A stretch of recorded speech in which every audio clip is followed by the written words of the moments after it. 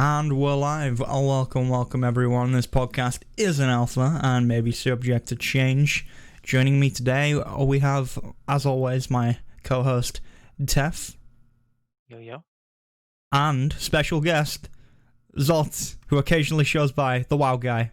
You know him. He plays Classic WoW. The one who plays nothing other than Classic WoW all day. 15-year-old game, by the way. Yeah, and how those 15-year-old raids doing? They going well? They would be if McGill didn't collapse, I'll tell you that much. They would but they're not no more. Nah, they are. Honestly, they're going smoother. They're going well. I'm a fan. I'm a big fan of the new guild. Yeah, I did catch a bit of you streaming it. I was lacking for the most of it. I got busy. It's really good. Really good. But yeah, speaking of games we've all been playing, what have we all been playing this week? Should we start with special guest, or is that just gonna be WoW?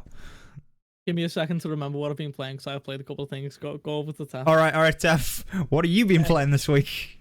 I've forgotten. I've been playing Animal Crossing because the Halloween update's out.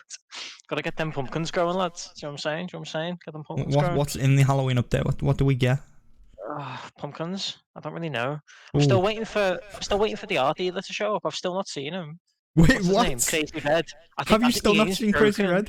I think it's glitched. Because I didn't go to see him on the day when he shows up as like a tutorial. I didn't have time, so I didn't see him, and now he just never appears. So yeah, basically fuck Animal Crossing, crap game. What else have we been playing? I started playing No Man's Sky again as well. Like I restarted it for like the 5th time because every time they do a major update, I just start from scratch again and just play it, and it's just such a good time. I saw an article recently about someone being like, yeah, they found 2 planets mashed together, and I don't know if that's normal. So Nope. apparently there was a planet half inside another planet, and that was a thing someone came across. That's very which is cool. interesting. Probably a glitch, but it's still really cool. I mean, it might not be. They've added in all kinds of things for you to find when you're like exploring in this last update. All kinds of weird stuff that's like really rare as well. And they've like changed the creatures, which I like. Oh, I'm so glad that they've changed the creatures because all the aliens on the planets, like beforehand, just look like dinosaurs or like weird, creepy little bear men. They just run at you like, and it was like horrible. And they're like all gone now, and they're actually like proper alien things now. Like there's like sandworms and like That's cool. the planet that I've found that I've put my base on. There's just every now and then this huge massive tentacles just comes out of the ground randomly, and like I've scanned the creature and it's just tentacles. Like there's more below, but you can't see the rest of it because it never fully comes out of the ground. And one thing that I haven't scanned because I can't see it because it's out the corner of my eye. I think it's like a spidery looking thing, and it just crawls really quickly across the hills at the corner of my eye. And I turn to scan it and get it recorded, and it's just fucking gone. It's horrible. It's so horrible. I don't like it being there. And it's on my. I set camp on like this. I made it my home planet, and then I found that, didn't I? And I was like, oh, I'm moving. I am going. I like the idea that it's always just out the corner of your eye, and the second you go to look at it, it's gone. I like that idea. One time it actually ran right at me, but it was just like, and then past me and off the other way, and it was just too quick, and I still couldn't get a good look at it, even though it ran directly at me. It was horrifying, but it's so good. It's so like properly alien, which is what the game is meant to be from the start. No, if only it did get that from the start, because I think it did fairly well anyway, didn't it? It just got a lot of backlash. Yeah, everyone still bought it anyway. I waited like a year and then got it, and they'd improved it a lot, and it was a really fun game when I got it, but like it's just a million times better now because they just keep putting these big updates out, and now it's like I think it's surpassed the original vision. The original promises they made, because obviously when it came out, it's like famous because it didn't meet any of those promises. Like, it's met them and done more now. So what's not to like? It's true. I mean, I have thoughts about picking it up at some point, but it's like, I don't know. I feel like I'd probably get bored of it a lot quicker than most people. I think you probably would. I think you would. You got to be the right kind of person, because I just like exploring in games, just like wandering around and seeing what I can find and messing with the photo mode and that. And if you're not into that part of it, then it's mostly just like a Minecraft buildy survival sort of game, because there's a big like crafting loop. You always got to be farming resources, otherwise, like you can't even take off in your ship if you haven't got enough resources. You need to charge up your launch thrusters. It just becomes like a constant grind. And you know that I don't like crafting and I don't like resource management Yeah. anyway, really, in games. So if it wasn't for how much fun I was having with the exploring, then it would just be so dull for me. You've got to Yeah. be into one of those two things, and if you're not, then there's nothing there for you. I mean, I'm like kind of into some of it. I think my problem is I don't like games that are too open. I feel like too many games get really lazy with the whole sandbox approach nowadays, and it doesn't appeal to me as much as having clear objectives in the game. Or at least having the clear objectives and then also having the exploring stuff on the side. I feel like Subnautica does that really well. If any of you have played Subnautica. I've not yet actually, but I do intend on playing it soon. Now the game's got an ending, even though it's had an ending for a very long time. Yeah, so I mean that game has like an actual story and there's a lot of background stuff in it. Yeah. That you can kind of explore around, and there's an actual end goal and there's a way to sort of go and eventually complete the game. But then there's also so much to explore as well on the side, and it kind of all blends together, and I feel like that's the perfect way to do it. So Smart gets exploration a lot more, so I'm hoping that it transitions into me being capable or mentally capable to actually play through an entire single player story game. Imagine. Because I'm starting to actually really enjoy exploration in games. I don't know why. What exploration games have you been playing? I actually started Breath of the Wild again. Even though I didn't actually kill Ganon the first time around, I don't have to enjoy the game and for it to be the best game I've ever played. I've only done like, I want to say like 15, 16 of the actual shrines, just the normal base one. So I haven't put that many hours into it, probably like 10 hours at a push. I mean, again, it just speaks for itself. Game of the year, it was phenomenal. Game of the century for me without question. I absolutely love that game so much. I don't care. Brilliant. It's so fucking good, man. I love it. That I've obviously been playing Clash of WoW still, but I'm leveling up on another character now. The mage is nearly 60, 56 at the moment. That's just the same. Not much has changed there. Raiding my ass off like fucking 3-4 nights a week sometimes. And I've actually been playing Minecraft again, believe it or not. I got. Oh no. Well, I've still got the server. I was still paying for the server that I didn't play on. Amazing. So I decided to play it again, but I've got a few people from my old World of Warcraft guild on it, so it's quite nice. There's like a little bit of a community going on inside it, which I know is a bit meh, but it's really fun. I'm enjoying it. I'm enjoying it a lot. That's cool. So I think I might actually give The Witcher a go. Witcher 3, and I'm tempted to stream it because I think it could make for funny content because of how poor I am on games like that. So you don't do well with like action games, do you? I need a gun. I need a gun or a lot of macros for an MMORPG, and then I'm good. But when it's action-based RPGs like that, no, I'm awful at them. So it might be fun to watch. But we'll see. We'll see. I remember you trying Dark Souls, and you just couldn't do it. I put like 6 hours into that game at a push, and I just can't do it. I wish I could because the game looks like incredibly. It's a lot of fun. It looks really good, but like I can appreciate what it is, but I'm so bad at it. The furthest I got was to I think like the crab boss. Is that even a boss? The crab boss? I think it's a crab anyway, or something like that. So the third boss was the tree. No, we killed the tree. Well, I say we killed the tree. I say we killed the tree. You killed the tree. I didn't kill the tree. I was there. I remember helping you, yeah. Yeah, that's like, I don't even remember how many I got. It's been a while. I haven't been on that game in a few years, honestly. Yeah, it's one of those. I don't even think it was the game was hard. It was just the control scheme for you was hard. Like you can't deal with controls like that.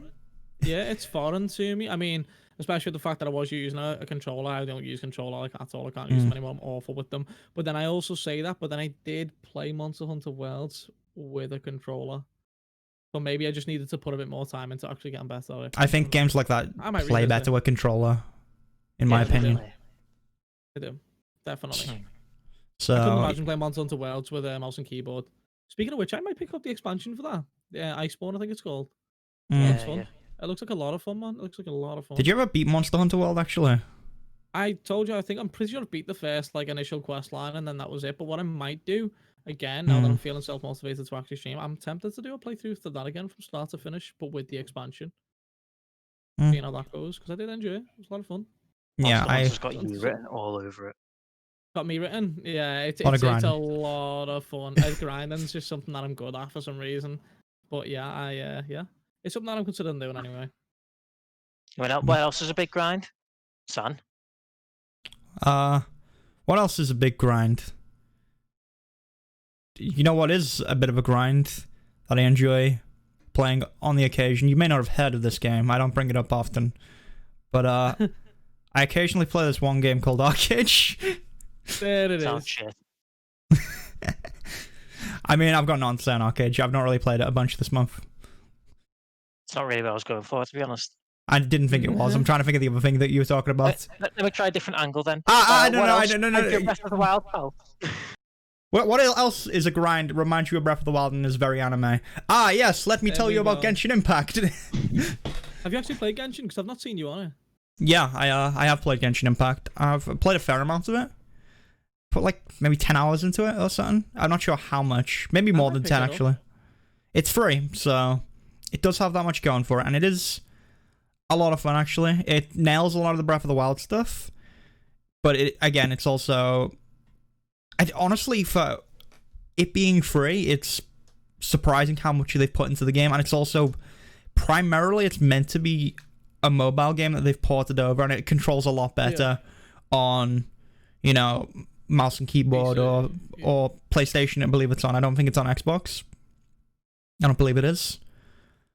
But yeah, it's a lot of fun. It's very much like Breath of the Wild. Someone I know compared it to like Xenoblade Chronicles in a way as well. It does have like an overarching story that you go through, and it's kind of like you have an adventure rank, which is like this battle pass thing you go through, essentially, which each time you open like a chest or do a dungeon or a quest, you gain like adventure points, and they go into your adventure rank.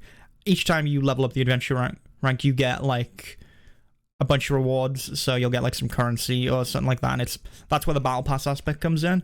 But that's also how you unlock the next main missions, so kind of like Respect in Saints Row or something, I guess. I don't know why that's where my mind went, but All systems.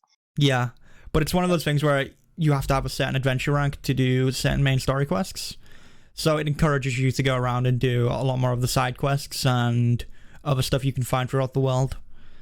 It does look fun. I love the art style so much. It's very anime.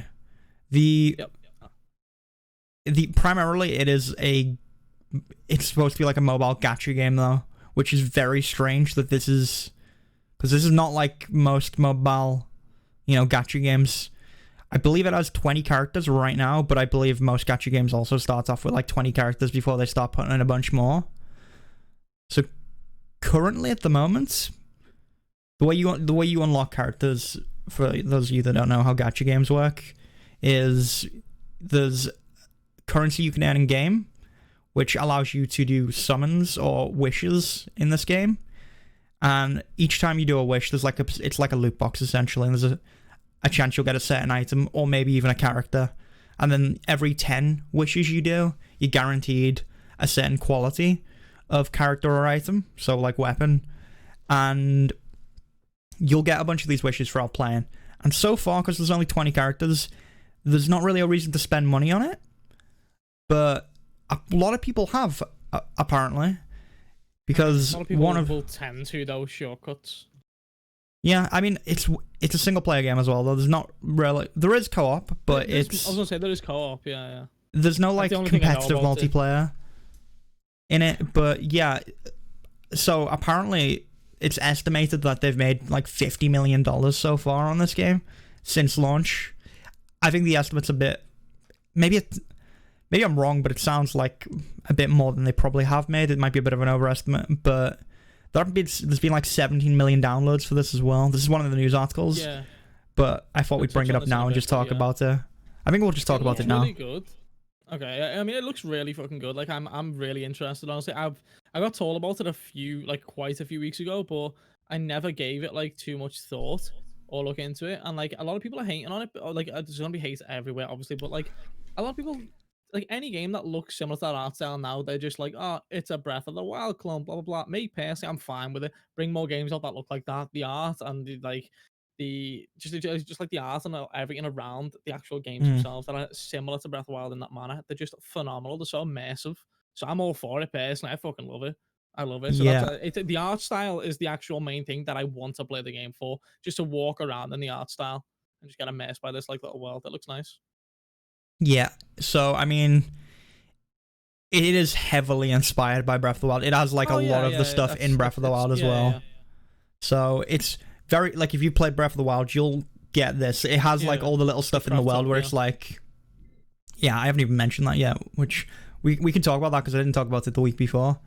But yeah, there's like little stuff where you go through the world and it's like, oh, here's some unlit torches in like a certain place. If you shoot all these torches, a chest appears, stuff like that. Okay. Yeah. It has a lot like of the it. Zelda stuff. Yeah, I'm cool with it as well. It's really, it's really fun. It is inspired by it. I mean, I'm pretty sure they've came out and openly said that it's like heavily Yeah, inspired they by have. it anyway. Like that's the best approach. Like, don't lie about it. Like you're inspired by a game. That's a good thing, in my opinion. It is. Yeah, I'm all for it. I don't have an issue for it. I mean, they've done really well with this, and they got 17 million downloads. I mean, it probably helps that it's also on mobile and PC and PlayStation 4. So they have a lot of potential, and it's got crossplay. So does it have crossplay too? Oh, sick. Yeah, so if you're on mobile, you could play with me on PC. Oh, it's gonna be good for bed. I don't know. I've got a laptop. I could just play on that. It's very well optimized as well. I mean, you'd imagine so because it's on mobile. I'm gonna have to I might have to take a closer look at that then.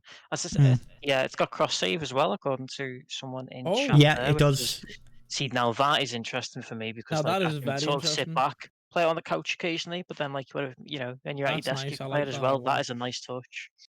Yeah. What's the progression in it? What are you progressing towards? Just unlocking characters, or is there like an actual like goal? Do you have something? I mean, there's a main story that you can go through, and then there's also like you grinding currency to unlock new characters and stuff. And then they're gonna, it looks like it's gonna be a live service type game. I've not gotten far enough through the story, so I don't know if more of the world opens up.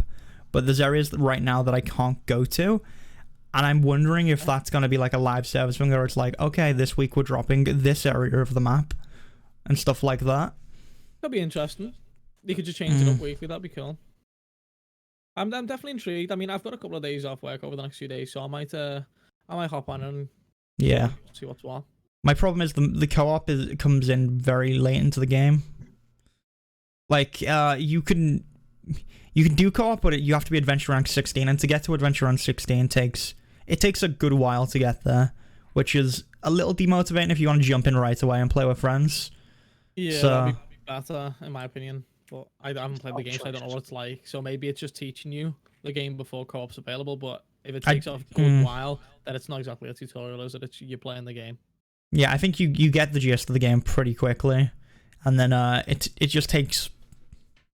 I don't know. There's that part where it's like, hey, you can do co-op, but you're gonna have to grind like. How many characters can you maybe have 12 at like hours? once? Is it just 4 characters? Or because you switch out, don't you? You switch out. There's like 4 characters. There's a party setup, and you can switch them out whenever you want. So whenever you're not in combat, basically. Combo in certain ways. Yeah. So how it works is there's like the 20 characters. They all have different like levels and weapons and stuff you can equip them with, and each of them have a different element that they have. So the main character can actually switch elements. Depending on because there's different areas of the map and they're governed by like different gods. So I assume there's 7 elements because there's 7 gods. And right now I've got like, I can switch between wind or geo, which is just like rock. So, yeah. So I could do that. And then you can also have your other characters that you can switch between. So you could have someone who does, for example, water damage. I don't actually have anyone that does that, but if you have someone that does hydro, they call it in this game, and then you can switch to Lisa, which is like the mage lady who does electric damage, and you can shock them with that and stuff like that. Combo people. Yeah, okay, that sounds cool. That does sound cool. And any like ice enemies take more from fire damage and stuff like that as well. Yeah, that's cool. That's really cool. But yeah, it takes a lot from several different games and puts it all together, and then it has this gacha system on top, which it just seems like a lot of effort and care has went into this mobile game, which, I mean, credit to it. It's getting the recognition it deserves. It's hit 17 million downloads already in the first week. It's apparently one of the most popular games in Asia right now. So that doesn't surprise me, honestly, especially with the how big of a market the Chinese mobile gaming industry actually is. Yeah, like, gacha gaming is very blowing up over there. It's very prevalent over there. That's like just are very It's a ingrained in very their good culture, I market. guess. Yeah. It's because of travel times, though. I believe. I think that's like got a massive time into a massive like input towards what's going on over there with the actual gaming industry. Yeah, Right, it's let's have People going to and from You've got work it? and stuff like that. it's installed. oh Oh, okay. have you already installed it? Oh my god! I mean, where did you get it from? Is it on It's Steam? It's not, is It's it? just on their You've got to go site. to their website. It's literally okay. 250 meg. Okay. let's have a There's look. another install after that. I'm pretty sure. I think it's like 11 gigabytes, something like that. Is Right. it? Yeah, I it's, thought that seemed like way too small. I thought this might all just be getting streamed to me. yeah, it's so it's a launcher, and I think it's 11 gigs, and I think some of the content might be streamed. We'll see, because it is like an online only game. It does have that online only connection, which you could see as a downside, but that's where the cross saves and crossplay and all that comes into effect. One issue I It do does look have beautiful, this game. is Very the nice. servers. So if you're playing on an American server, if you want to play with someone in EU, you'd have to make a new Absolutely. character on EU. You can't actually. So annoying. So you'd have to start from scratch, and then you'd have to grind out to get to 16 to then hang out and play with them, which is an issue. But I mean, I guess it's more of a nitpick. Yeah. I mean, thankfully I don't have anyone in America that I want to play with, so it'll make a difference. Yeah. Yeah, I just booted the launcher and there's a download which is just short of 12 gig. As Yeah. you said. That makes sense. No, it was around more there like- somewhere. But yeah, it's a fun time. I might just keep the Genshin Impact website open purely for that music that's on in the background now, I'll be honest. I'm really tempted to just leave it open. Website is balling, isn't it? Like it's The it's website, so- that, you know what? Props to them. That is a nice looking website, and the music that's playing through it. Peaceful. Yeah, I'm probably gonna play a lot more of it. It's got daily stuff in there as well, and there's like, different dungeons on like certain days. Daily. Yeah, different No, dungeons man. have different like loot on certain days and stuff. So you can like, if you want to upgrade a certain character, you got to go in a dungeon on a certain day and stuff like that. And there's other ways to do it as well. Like you can spend some of the in-game currency you earn on other things. There is a lot there to take in, and it does seem like it's going to be one of those things that if you really want to grind it out, you can grind. You need to scratch that itch, and you want anime girls. Sounds I'm- perfect. Grinding and companionship, it's all Zolt needs. not wrong, actually, though. Not wrong. But yeah, I feel like I spoke a lot about Genshin Impact there. I mean, I it's think the, it's it's the nice, hot like- top of the week. It is, I suppose. I honestly forgot it came out. It came out last Monday, I believe, didn't it? So Yeah. it feels like it's been out longer for some reason. I don't know why. I mean, wasn't it? Also, Wasn't it, like, Paimon been out is for the a while, worst. but not- I'm just gonna put this out there. Paimon is like your fairy companion that is essentially more annoying than Navi. Oh boy. And Paimon talks like Elmo. Paimon. So yeah, Paimon is like, Paimon no, meow meow meow. And it's like, shut up, Paimon. Okay, I just want to grind. Okay, I got stuff to do, places to be. Can't be And dealing with that. Yeah. No, it's getting deleted. Change your mind. Wait, no, go back. But yeah, Paimon's worst part of the game. But I'm sure someone's like, I love Paimon. Paimon's my favorite character. And I'm like, okay. Yeah, every fairy or weeb will be like, oh, Paimon, best in slot. But yeah, that's Genshin Impact. I'm trying to think what else I've played this week. I mean, Danganronpa. I've still been playing more Danganronpa. I've Wanna get finished me up? the second case. I've just started the third investigation. Like I've just literally started and it stopped there. So I actually predicted what was going to happen for that as well, which I was called a psychopath for, because I went into the repository and I was like, those mallets are going to be a murder weapon. Also, that dolly is going to move a body. As soon as I went in, and they were like, I mean, that's a very you've done that with sadistic thought. Resident Evil 7. You done it with Resident Evil 7. Like, you called everything before it happened, and it was stressing me out because I'd played it before you played it, and I was like, oh, he's about to get scared by his haircut. And he was like, that's the old lady in the corner, isn't it? God damn it, man. It's like, what? It's like I just scared? don't. Come on, man. I just show no emotion whatsoever. I remember when the like little girls, they're talking to you and in that game, and she's like supposed to be creeping you out, and I just walked up to her like, can I snap her neck? I'm pretty sure I did that. Okay, it was such a good game on. Any time that game freaked me out is when you went into her bedroom and you it definitely does have like a bigger horror. Like they step up the horror there, and it's like you see her running as well, don't you? That was cool. I did like that segment. And then it throws all the mud monsters at you. Oh, the weird, goofy-looking, moldy boys. Yeah, mold boys. But yeah, what was I talking about? What game? Danganronpa. I'm still enjoying Danganronpa. I like detective stuff, so it scratches that itch for me, where it's like, I'm just gonna think.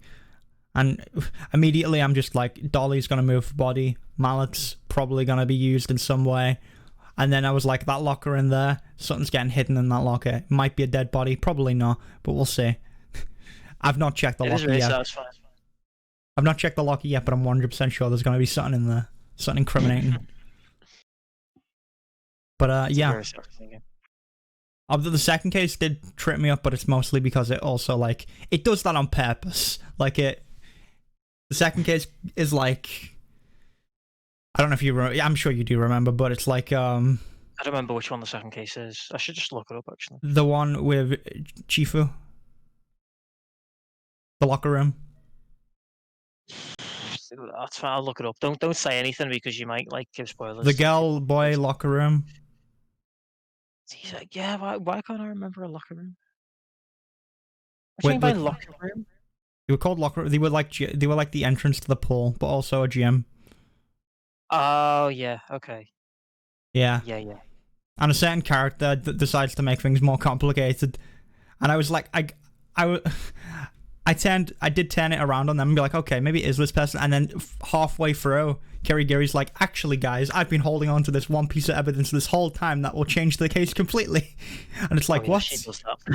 And it's like, what? What do you mean? And then we go and it's like, okay, well, now it's someone else. Now it's a third person. And then it turned out to be someone that was, it made me very sad. I was like, no, not you. I didn't get to finish your backstory. Yeah, that's the problem, isn't it, with the free time? Like, you don't know who... Yeah. Well, the first time you play 3, you don't know who you should be focusing on because you don't know who's going to die first and things like that. Luckily, one of the people that I did go for, I've completed Kirigiri's because I was like, immediately, I gotta talk with her, even though I got nothing out of it, other than achievements. And then, also, what's his name? Big guy. Big old dude. What's his name? The big guy who's not a big guy. No, the big, like, the big guy. No. What? Do that again, please. The what guy? The what guy? The manga guy. No, the manga guy. The nerd. Oh, the fatty. The nerd. The weeb. The fanfic really creator. That's his ultimate fanfic guy. That's what he is. Yamada is called. Yamada, Hifumi okay. Yamada, yeah, Hifumi, that's it, Hifumi. Could not have remembered that at all. Oh yeah, because you're playing the official version. I keep forgetting because it's Yeah. the first names in the officials. Yeah, when I first played it, it only existed officially here on the Vita, and no one owns a Vita. So I played a fan translation on the PSP. So like, yeah, mine, like, I'm all confused with the names in the first game because like in the fan translation they went by their surnames instead of the first names. Yeah, I still call her Kirigiri instead of Kyoko though. Just because you called her Kirigiri, and that one was just like, not stuck with me. She's Kirigiri though. It's just a correct waifu name. I mean, Celeste is. We all know she's my waifu. Yeah, you're not gonna Celeste call her Ludenberg, are you? No. Zolt's just slowly losing the will to live though. Yeah. I mean, Celeste, definitely evil. No, you be chatting shit about my waifu. I'm just saying. She's right here. Don't make me bring it over. I mean, apparently you got Kirigiri there as well. I have. Oh, we can get them both onto you. Consider that. But yeah, and then there was the whole laptop thing as well, which was very anime. I was like, cool. This is a thing now. But Zolt's eyebrows just furrowing more and more as time goes on. Yeah, but yeah, the whole third case thing so far has been like, it's reminded me kind of the Steel Samurai from Ace Attorney, in a sense. Oh man, Steel Samurai, what a case! Yeah, Iconic case. So I don't know. I've got like my suspicions. I don't know what's going on in this case. I'm like, maybe Taka was the costume guy, and then there's some shenanigans going on. There's a lot of shenanigans going on in that third case. So I don't know. I've got to do the investigation to even start wrapping my head around it. But, Yeah, I think go on. With those games, like the first couple of cases, usually you can get like an idea of where it's gonna go just from like the second you walk into the crime scene, like you said. But as they go on, you do get to a point where you actually have to get most of the way through the investigation before it starts coming together. Yeah, It's cool, like how they're pretty well paced like that. like I don't know the whole like I knew the dolly would be involved. I knew the mallets would be involved, and I'm like, I don't know, maybe that time machine in there's involved as well. Which is not actually a time machine, it's an air purifier. Or so we're told. Dun dun dun. So it's just like, how much of this do I drink? Just There's not much left. I'm looking forward to the break. But yeah, so I'm just like, something's in the locker. Taka might have been the guy in the costume, and now we got all these shenanigans, and then someone else has planned some stuff. I don't know. And for some reason, Hifumi is like has a little thing where he gets up and gives like a talk, and I'm like, okay, is it are these people actually dead? Now I've got to consider that as well. But yeah, I'll stop talking about Danganronpa now. Do you know what we could talk about that I didn't talk about the week before? Craftopia is a game I tried. Which it's essentially Breath of so someone is just like taking Breath of the Wild. Yeah, it's essentially it's Breath of the Wild, but they've just went, let's try and put a twist on it and just introduce islands basically. And now, granted, I've not went too far into the game. I've unlocked a couple of islands. I've pushed like 3, I think, and explored the 3 of them, and it literally is like the same foundation as Breath of the Wild. I do like the potential of the game, I'll be honest, I do, but I wish there was something a bit more concrete and like it was a direction they were going. Maybe a story, just something to follow, because it just, you spawn on this dock and you just go. And you just kill a bunch of tutorial people. But I do like that in some games where it just drops you in a world and it's like, go have fun. Again, Breath of the Wild literally does that. You spawn, I mean, it gives you objectives. Like, there's the world. That's the thing. That's where the difference. That's what I was about to get to. There's a difference. It's like it drops you in a world, but there's still kind of a direction. Like the first time you leave the plateau, it's like, oh, you should head to those mountains, kind of thing. You don't have to, but like if you want to progress in this, you have like a direction. You know what I mean? You still have a direction to follow. Whereas in Craftopia, it's like you spawn you at a dock. You kill all the people at the dock when you're bored, because that's what I done straight away. That is what. And yeah, but you just it's literally just a crafting game. It's called Craftopia for a reason. But I don't see there being like an actual direction of the game other than you unlocked islands throughout actual progression in game, following these little quests, which I suppose you could claim as the direction. It's just like craft this, craft that, do this, do that, but it's not like I know it sounds a bit like I'm going back on myself by saying there's no direction, but there's quests. You don't actually have to do the quests. You can still do everything without doing the quests. It's like go and collect 50 logs or something, and then stone, blah blah blah, craft this, craft that.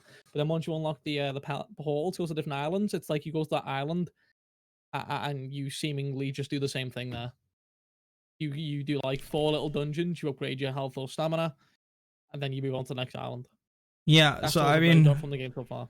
It does. I think there's probably going to be some sort of story in there, because I mean, it starts off with you. It's very anime. It gives you a button, and then you press the button, and then Earth blows up, and then it goes, "You destroyed the world. Okay, enjoy," and drops you in, and then it gives you the list of objectives where it's like, punch a tree, craft a workbench, craft stuff for the workbench, and then it's like go into this dungeon, and there's different types of dungeons. So some of them are like you walk through, you kill a bunch of enemies, and there's a boss at the end, and the boss is essentially a guardian from Breath of the Wild. Guardian. It's essentially like one of the dungeons in Breath of the Wild where it's just that big open area with a few pillars, and you've got to fight it in there. That's essentially what all the bosses are so far. Yeah. And it's the same mechanics too. It's literally got the same mechanics. So it has the I-beam where you stand behind the pillars. Granted, in this game, the pillars don't destroy the way they do in Breath of the Wild, I think. They blow up in the Breath of the Wild, so you need to change pillars kind of thing.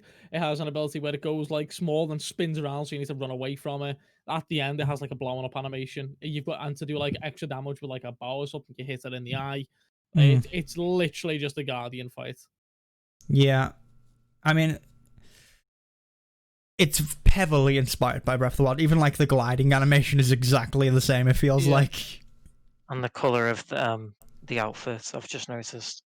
Yeah. I mean, I can see myself enjoying the game, but I don't know for how long, because I've already put like 6, 7, 8 hours into it, and I haven't done anything different in those 8 hours at all. Like not a thing. Essentially how the game works is you progress and get all these materials to then there's like the Age of the World thing or whatever it's called. I don't know what you mean. I never did it myself, so I don't know how it works. But you do something with that, and then time goes forward or something. Yeah. And then you get another set of stuff that you can start crafting. So it's like essentially you keep going up and up until you can craft bigger and better stuff. Like you can craft a motorbike and stuff, I think. There was stuff like that you could craft. Yeah, you can craft a lot of cool stuff. It does look like it's got a lot of potential, but I've not seen too much of it. That's why I'm not gonna I don't wanna like just like shit on it basically without giving it a proper try. But it's like for the fact that I have not done like anything different in the like anywhere between like 8 and 10 hours, I want to say roughly I've played. I just haven't done anything different in that time. I've literally just crafted and went to a couple of islands, done a couple of dungeons, and like seemingly getting nowhere. Yeah. That's probably the whole loop, to be fair. It probably is. It looks like it.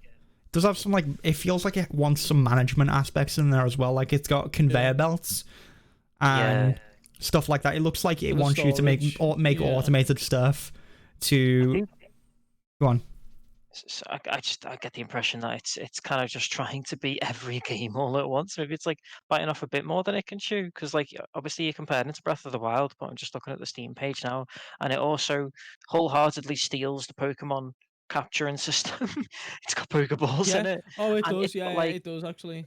And it's like full on Factorio levels of farming and it does have that stuff. So like it's just like a bit of everything, really. It's very early access right now though, and it does feel very buggy. Like you have bears just flying at you and just knocking stuff over. It's got a bunch of bugs and random stuff like that. But yeah, it does feel like it wants to have all this crafting and management stuff, and then also have these dungeons and open world with this intricate sort of RPG system where you can actually level up different skills to like level up your attack or defense, or you can like spec into magic and stuff like that.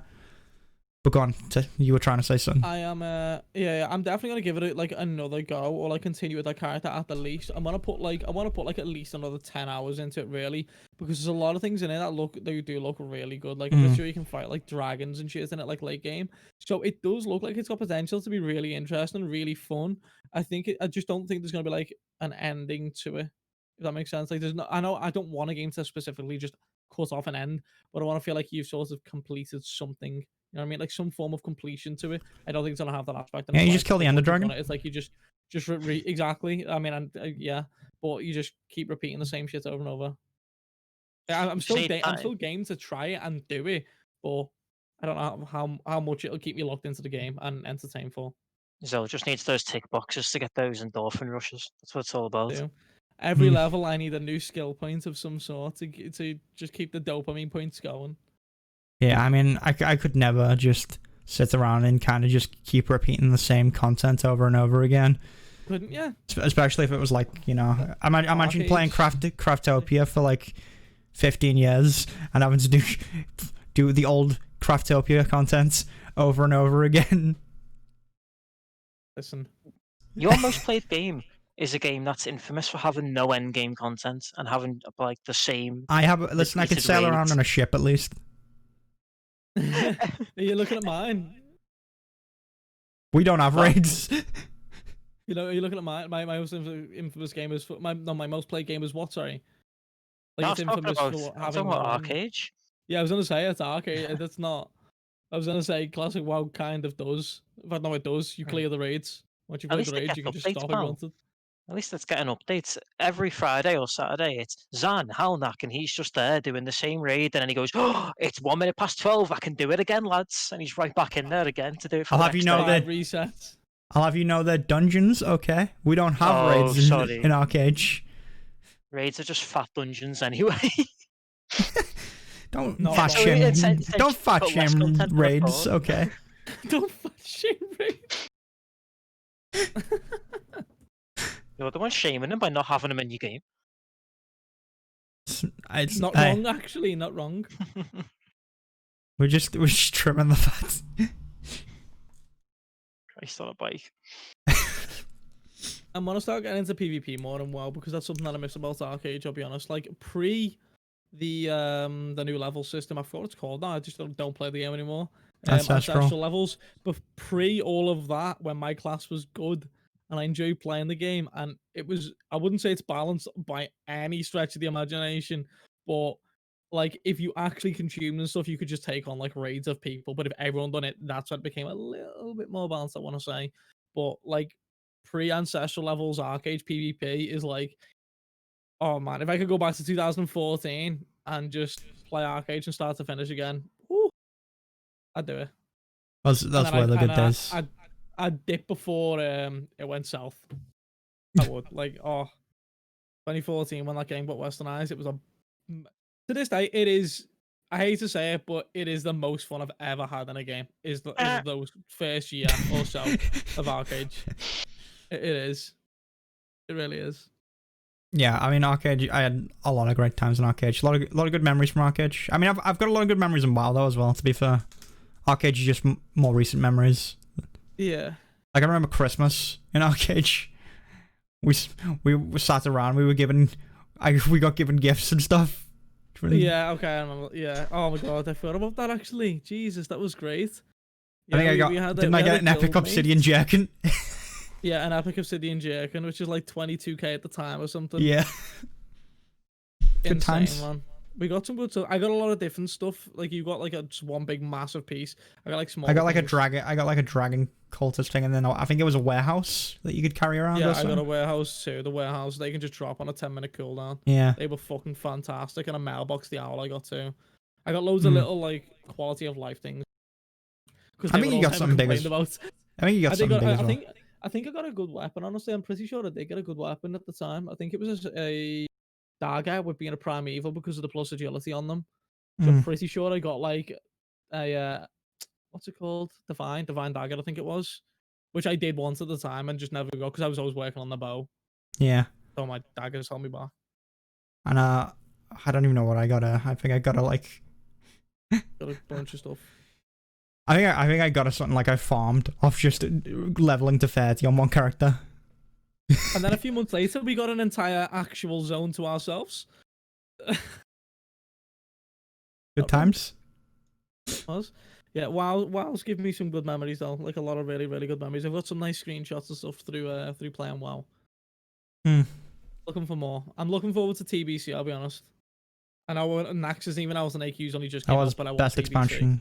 TBC. Yeah, good that's times. why I want it, because like my mindset going into Classic was always like, ever since I started gaming, it was like if there's one game I could play, it's the original World of Warcraft, and if I ever get the chance to, I will clear every single piece of content in that game that I desire, and so far I have. So I'm not gonna stop until Kata, and then I'll just be like, I'm out, boys. See you later. All right, boys. I'll beat the Lich King. See you later. Yeah, once you beat the Lich King, it's like, I've done it. Oh, speaking of the Lich King, your boy has got invincible for the first. I went there the first time on my rogue, and I got invincible. That shit's got like a 0.01% drop rate or some shit, and I got it first time on my rogue. Rogue's my lucky charm. I got an insane drop in Classic on my rogue too, like insanely rare though. It was good. I feel like you brought up invincible a lot. You do like bringing that up. Oh man, it's the best mount in the game. I don't care. It's the best mount. It's the most iconic mount. It's up there for me. It is the top one for me. I wouldn't call it the most iconic mount. What would you say is the most iconic mount? I would actually say it's Invincible. Honestly, Ashes for me, it was one of the ones that was like Ashes really. of Lara. Yeah, that was like. That's definitely iconic, but I feel like Ashes of Lara for people who haven't got Invincible. I'm just saying, you gotta get Invincible. No, I do want Ashes of Lara. I don't have it, and I do want it, but I don't grind retail either. And we'll touch retail soon as well. Yeah, I think it's just more iconic for me because I played more in BC and like Wrath. Like Wrath, I played a lot, but really no one had Invincible during Wrath really. I mean, the Time Lost Proto Drake was a really iconic one in Wrath. I remember I spent like 4 days trying to farm that, and then just gave up.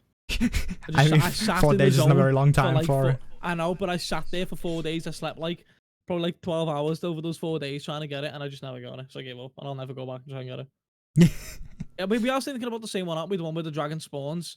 Yeah, and it flies. It flies around. You gotta kill it. Yeah. It's the mountains. I forgot what they're called. So have I no. World of Warcraft sounds so great to me, and then I remember that that's basically what it consists of, and then I'm like, yeah, that's why I don't play it anymore. I'm not actually for. Like, I don't do like mount collections like that. I've got like 3 rare mounts, and that's it. And I've never actually specifically went to collect them apart from Invincible. It's the only one I've farmed, and I didn't farm it a lot either. I just luckily got it. I went there once, and I didn't really intend on going again. I had nothing to do one evening. I got my rogue ready for Shadowlands, and then I was just like, now what? So I went to ICC. Well, you got plenty more time for that, but we'll get into that later. Plenty more time there, yeah. But looking forward to it. Has anyone else been playing anything new this week?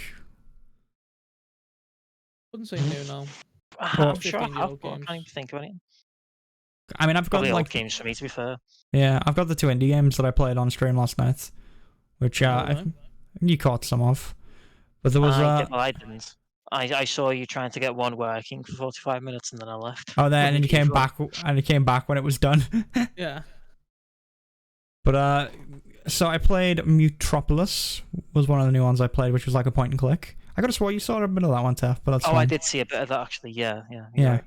I totally forgot about it though. So yeah, that one was. I mean, it had a nice art style. It was okay. There wasn't really a lot to say about it. It was like I think it was like a post-apocalyptic one where everyone had left Earth and went to Mars, and it was like 3,000 years later, and they'd all come back, and like they're looking for a lost city, and it gets a lot of names like Atlantis and other stuff, and you eventually see a mural of it at the very end, and it's New York, and they're all like it does exist. This is a clue to the direction of the lost city. So Planet of the Apes. I mean, it is just it probably could be good. I don't know. It's got a nice art style. That's all I can really say for it. I was about to comment on that. The art looks really nice, but it does remind me of it looks like it should just belong on Switch with that art. I don't know why. Do you know what it reminds me of a little bit? And I don't know why. Weirdly, I might get crucified for this, but it kind of reminds me of the art style in Rayman. Rayman? Yeah, I don't know why. What's the it game just reminds me of Rayman. Mutropolis.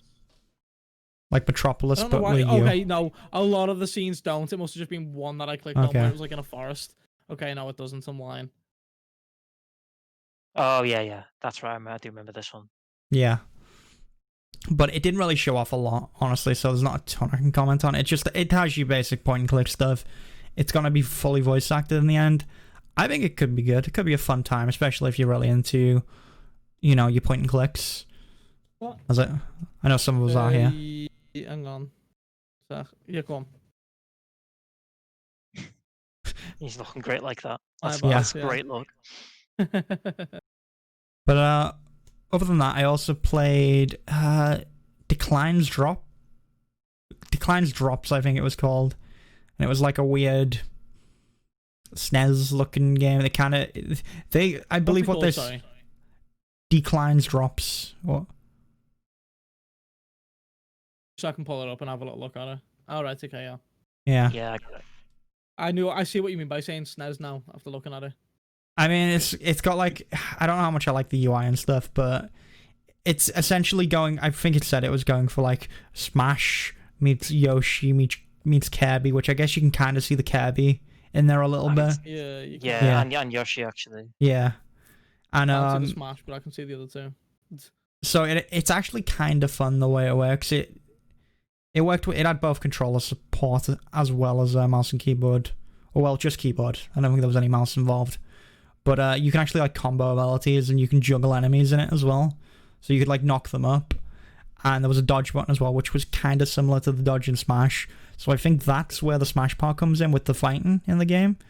Not really fights back that much, but it but it's kind of game, baby, makes you feel good. But it's kind of fun that you can juggle stuff around and just throw a rank system in there and like have an S on popping up on the screen. I feel like I'm playing 2D Devil May Cry. You know what I'm saying? Except also Yoshi. / Kirby. I was say, but Devil May Cry meets Yoshi. Alright, okay. I'd be down for Devil May Cry meets Yoshi. Ooh, that'd be a good time. You'd be down for anything cross at Devil May Cry, mate. I would. Devil May Cry's a good time. You'd play Devil May Cry P-Cross. Listen, I like Devil May Cry, okay? I don't see the problem. But oh, that was be fighting words, Tef. That was not. Use your eyes, pal. That's not Tef, mate. That's me. Wait, what? No, I was talking about your comment and I wasn't looking at chat. Oh, okay. I got really confused then. I was like, what? I never even looked over at chat. We're like, what? What are you on about? Come on, guys. Listeners are going to be really confused. That's fine. We won't worry about it. But, yeah. I don't know. I enjoyed it. It was a good time. It only really showed off one level. But again, most of these indie games do because they're just like demos and tests for it. But it was enjoyable. There was one other game that I was looking at that was called like Zardak or something, but it was literally Metroid. Like it was looked exactly like Metroid. There was a woman who never had a lot of clothes on, and then she had armor on, and it was like, okay, it's Samus. So yeah, I didn't give that one a go, but I might give that one a go next week. But yeah, that's all I've really been playing. Cool. I think is that about it then? We're actually pretty much at the hour mark. We are. We did just squeeze on over to it, so yeah, we can take a quick 10-minute then and we can come back and then we can start talking about the news, which we have a fair amount of. It's not as much as last week, but I think that's to be expected. Oh God, considering too much last week. Yeah, we had a lot last week and the last 2 weeks in general have been very hectic, so it's kind of it's slowed down this week. It's not as much going on, which is fine. But yeah, we'll be right back in 10 minutes or so. Don't go anywhere, and we'll again jump right into the news. And we're back. Welcome back, everyone. There it is. He's zooming back in. Oh no. The stuff that happens in the break that no one will understand. But here we are, Bazinga. I'll start recording the breaks and the before we go live. I'll start recording them all. We genuinely should, because like we've come to find that we're only funny when it's not recording for the stream. It's true. Zolt's just gonna film the behind the scenes stuff and farm content for his own channel. Plug them. But yeah, it is gaming news time. So I don't know why it was in that voice, but it is. Gaming news. And can I have some of your finest gaming news, please, sir? I require your finest gaming news. Your Please, sir. Potions, sir. Your finest. Okay. I was gonna try and do an impression of him, but change it from Potion Seller. I don't know what I'd change it to. You see the Potion Seller video, Tef? Like Tef must know the Potion Seller. He's getting him real close. He's not stopping. We can see. I've not seen this video. It's I know it's like, listen, you say I haven't seen that boy, but listen, Potion Seller, how can you miss out on Potion Seller? How can I miss out on that boy? It was the fucking sensation of 2017. Potion Seller, I require your finest potions. Oh, I have seen. Yeah, it's the best. But yeah, gaming news. I don't know how we got there. but that's okay. No potions involved in the gaming news, unfortunately. I don't think. Hold on. No, unfortunately not. Not this week. Maybe next week. This week we've got a lot of gaming chairs, a lot of fun stuff, a lot of crunch. People like crunch. No, not the chocolate Crunchy bar. bars. Oh, okay. That's a crunchy. And there's a chocolate bar called Crunch. I'm pretty sure. I'm pretty sure there is. Like your knockoff Mars bars, like your Titans. Yeah, I'm pretty sure there's a blue bar called Crunch or something. Anyone know what I mean? It's just Yeah, me. yeah. What'd you say? There is Yeah. one called Crunch. Blue ribbon. No. It's called Okay. Crunch, definitely. Hang on. Oh, okay. We're talking about chocolate bars now. It Hold on, is. we gotta. It's in a blue wrapper. I know what Crunch is. I know what he's on about. The My like, God, the that looks Yeah. horrific. I've never had a Crunch, but I've seen them before. I've I just seen found it. one of them for like 30 quid and shit myself. I was like, what? Are these fossils? No. I've just found one on a website called londondrugs.com. What side of the like internet are you on, Tef? I feel like the You sure you didn't open up Tor? inside it is not chocolate. I think it might be something else. It says real milk chocolate on the front, mate. It's listen, if it says it on the front. And just in case you need the confirmation, it also says vrai chocolat au lait. Oh, chocolate. Oh. Okay. I hate them both Get- of you with a Gaming burning news. passion. Gaming Yeah. news. Gaming news. So, let's talk a bit about CD Projekt Red. With a heavy heart, Again. have to talk about CD Projekt Red. Hold on. I'm gonna muster it up, but mandatory talk bad about crunch. I've got to say bad things about CD Projekt Red, and Can we just highlight the word just- mandatory crunch? I gotta. Okay, I'm just sorry. I gotta. You know, I feel the need to defend this company that I don't work for because I like their video games, and so I must defend them. And if they would also like to send me a Cyberpunk chair, my Twitter's ZanGames, email zanrise@gmail.com. Get in touch. One of those really nice yellow chairs. It looked pretty comfortable actually. But yeah, so mandatory crunch CD Projekt Red. I hate him. So yeah, this is a story that came up, but this was Jason. Are you okay, Tef? Do you need a minute? Oh, sorry, I've not been listening for the past minute. I've just been watching the potion seller video. Oh It's so fucking no!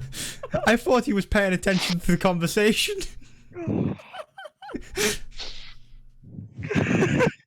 Okay.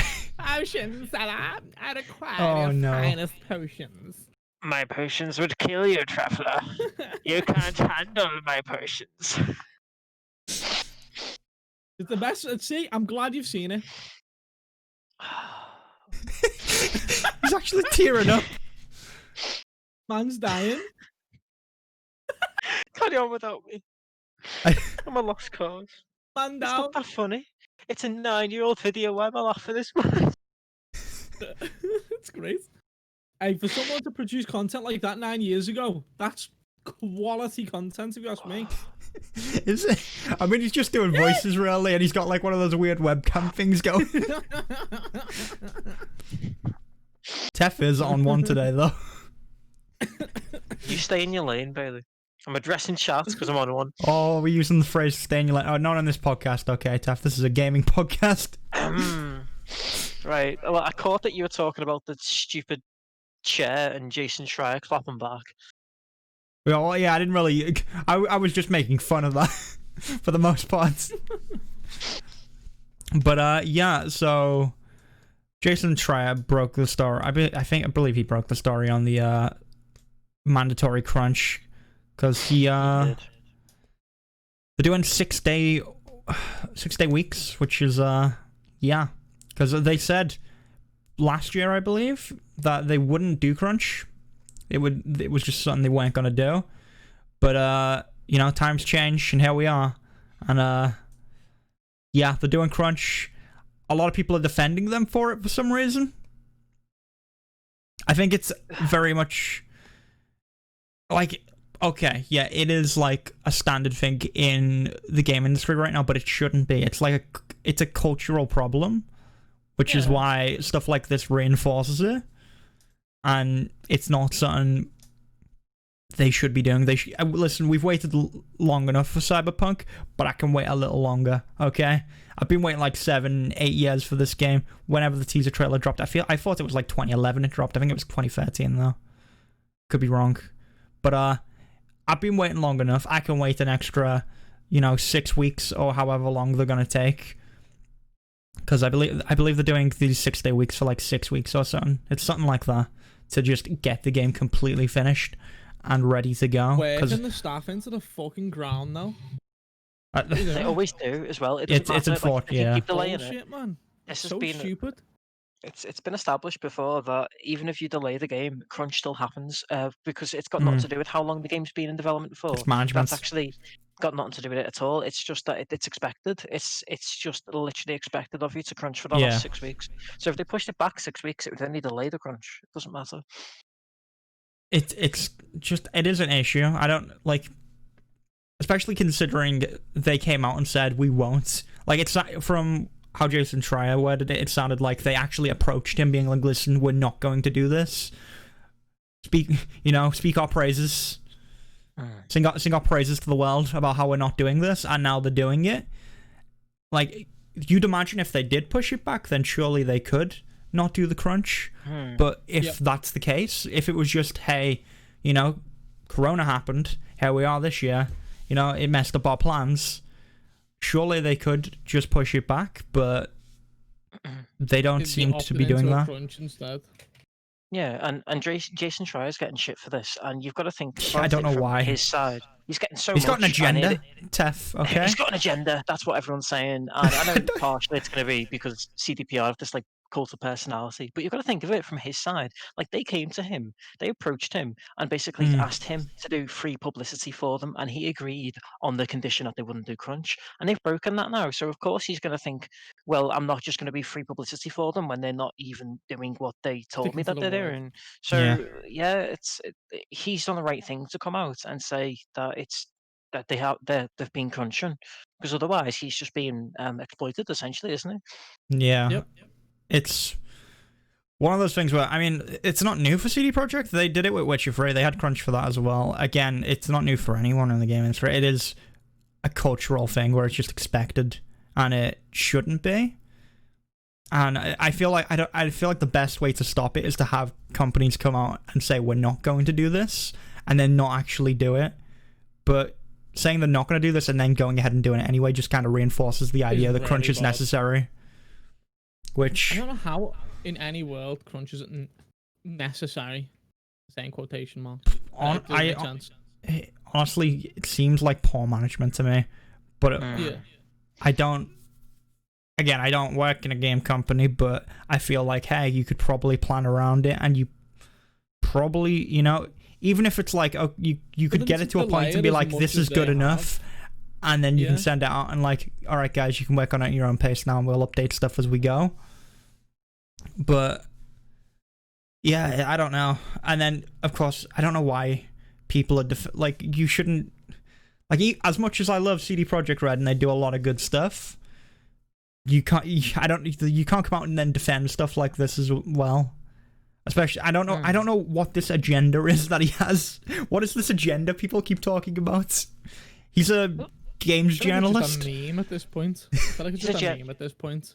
His agenda is he wants fair workers' rights for people in the gaming industry. What a bastard. What a fucker. How dare he? Oh, it's just, I don't know. I found it really funny that he did clap back with that, because there was the one guy who called them out for it, who was an influencer who 4 months prior also got sent a yellow chair that had the big Cyberpunk logo on it. It was like, thanks for the chair, CD Projekt Red and whatever chair gaming company. I think it was, what's the one that sounds like it's premium? Lab something. It might be that one. It's I don't know chair companies, but it was one of those, and it was just like, I just found it really funny. Because it's like, and there were people saying, well, the chair has nothing to do with this guy's opinion. He got it 4 months ago. Secret Lab, it was, yeah.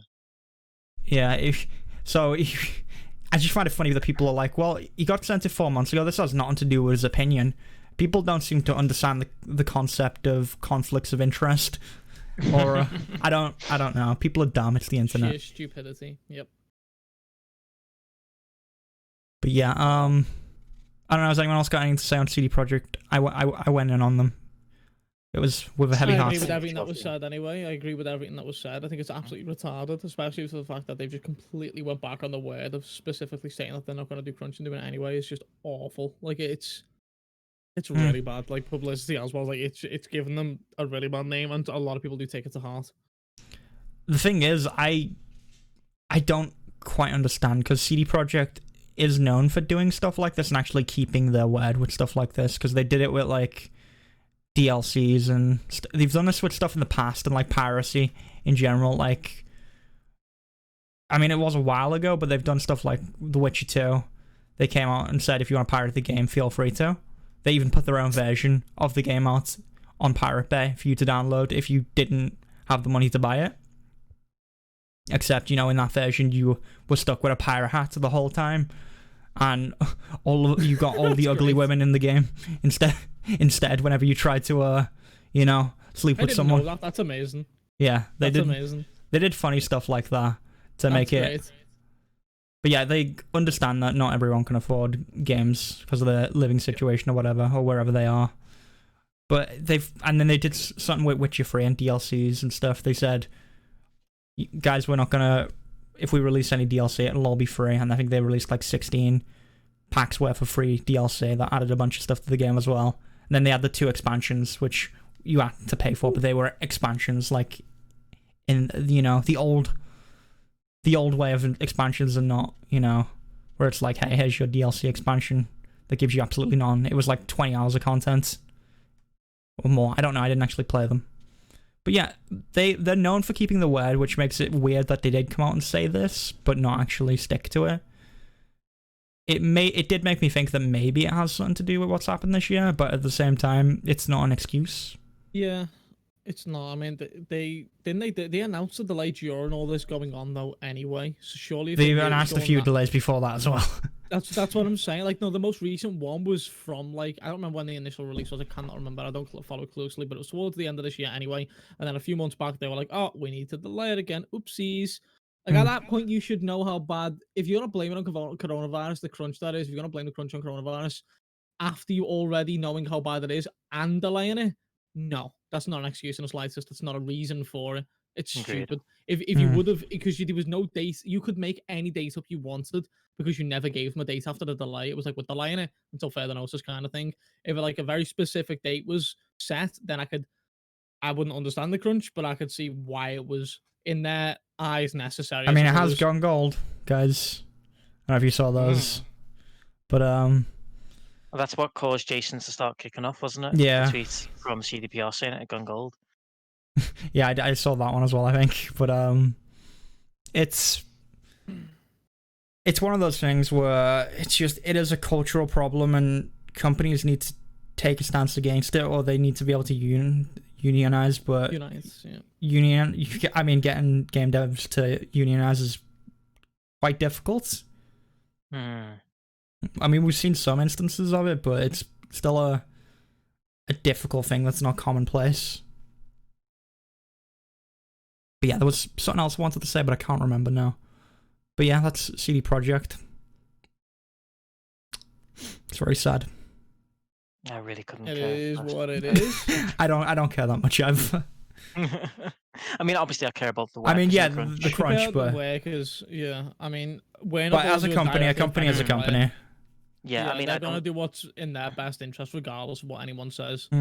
They're just, that's what they're gonna do. Like, no matter how much backlash they get, they're still gonna continue doing it. Yeah, I mean, the game has been, like, again, we've been waiting for this game's been in development for like 7 Probably That's longer than that, like bizarre 9 years. to me for a game to be that long in Yeah, like, development is insane. That might be why they feel the need to push it out at this point, because they've delayed it several times before. I don't know, honestly, but Can you imagine if the game just flunks and it's awful?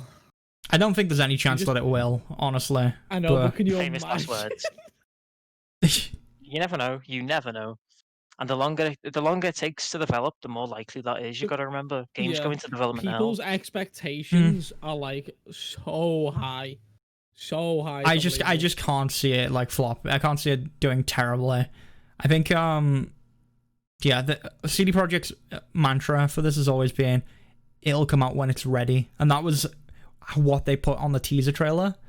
It's done when it's done, and yeah, so that's why it's taken so long. And then they also had Witcher 3 that they made in between as well. So they've had a lot of games they've been developing. But yeah, that's all we can really say on that. A little bit of a segment on CD Projekt. I'm sure we'll follow up whenever the game comes out, because I do really want to play We're it. old and grey. Or when we find something else about the company next week. All that. Or that, we'll see. They're no Ubisoft, so I don't think I'll get something every week. But who knows? Hint, we've got more on Ubisoft this week. But before we get to that, there's been a few more delays recently. One of which was probably a really good delay, and a lot of people are happy about. I am ecstatic about it. I'll let Zolt take the lead on this one, because... it's not going to take too long. I don't think there's that much ready to speak on it. It's very expected. So, for those who don't know, Shadowlands is the new expansion for Classic World of Warcraft that was supposed to be Classic World of Warcraft? Or World of Warcraft. A clever classic in my head. It's the latest expansion of World of Warcraft. It was meant to be releasing on the 27th of October, and it has now been delayed until further notice. Personally, and I say personally, I think 99% of the community are fucking over the moon that this is happening. Like, they're so happy this is happening, because the beta, the balancing in the beta between classes is probably the worst it's ever been. It's really, really bad. Now, I don't know personally, I don't know the ins and outs of all the classes, so I couldn't tell you any specifics, but I've seen videos, I've seen people covering it and explaining why certain classes are just disgustingly strong with certain oh my god, what they're called now? Covenants, with the certain covenants. Because you have 4 different covenants in a new expansion, which, I mean, if anyone wants to look into it, I'm not going to go into it now because it's a whole story in itself, but there's 4 different types of covenants. Each class has a special ability from said covenant. To change covenant would be an absolute pain in the ass. So when you choose one, you're kind of stuck with it. And some are just absurdly strong. So they've had to delay Shadowlands, which personally I'm ecstatic about it, because it means that the game's going to be a little bit more balanced when it comes out, which is very much needed, especially with the state of BFA at the moment. Oh my god, I've played BFA a few times over the past couple of weeks now. I've done a heroic Nihilotha, so heroic raiding. I've done that, so I've experienced some of the raiding. And then when you look at any, like, for example, the DPS logs, you have a system on there gear called corruption, which a lot of people complain about. I am not playing this game until corruption is out the game. I'm not going back to retail until it's gone.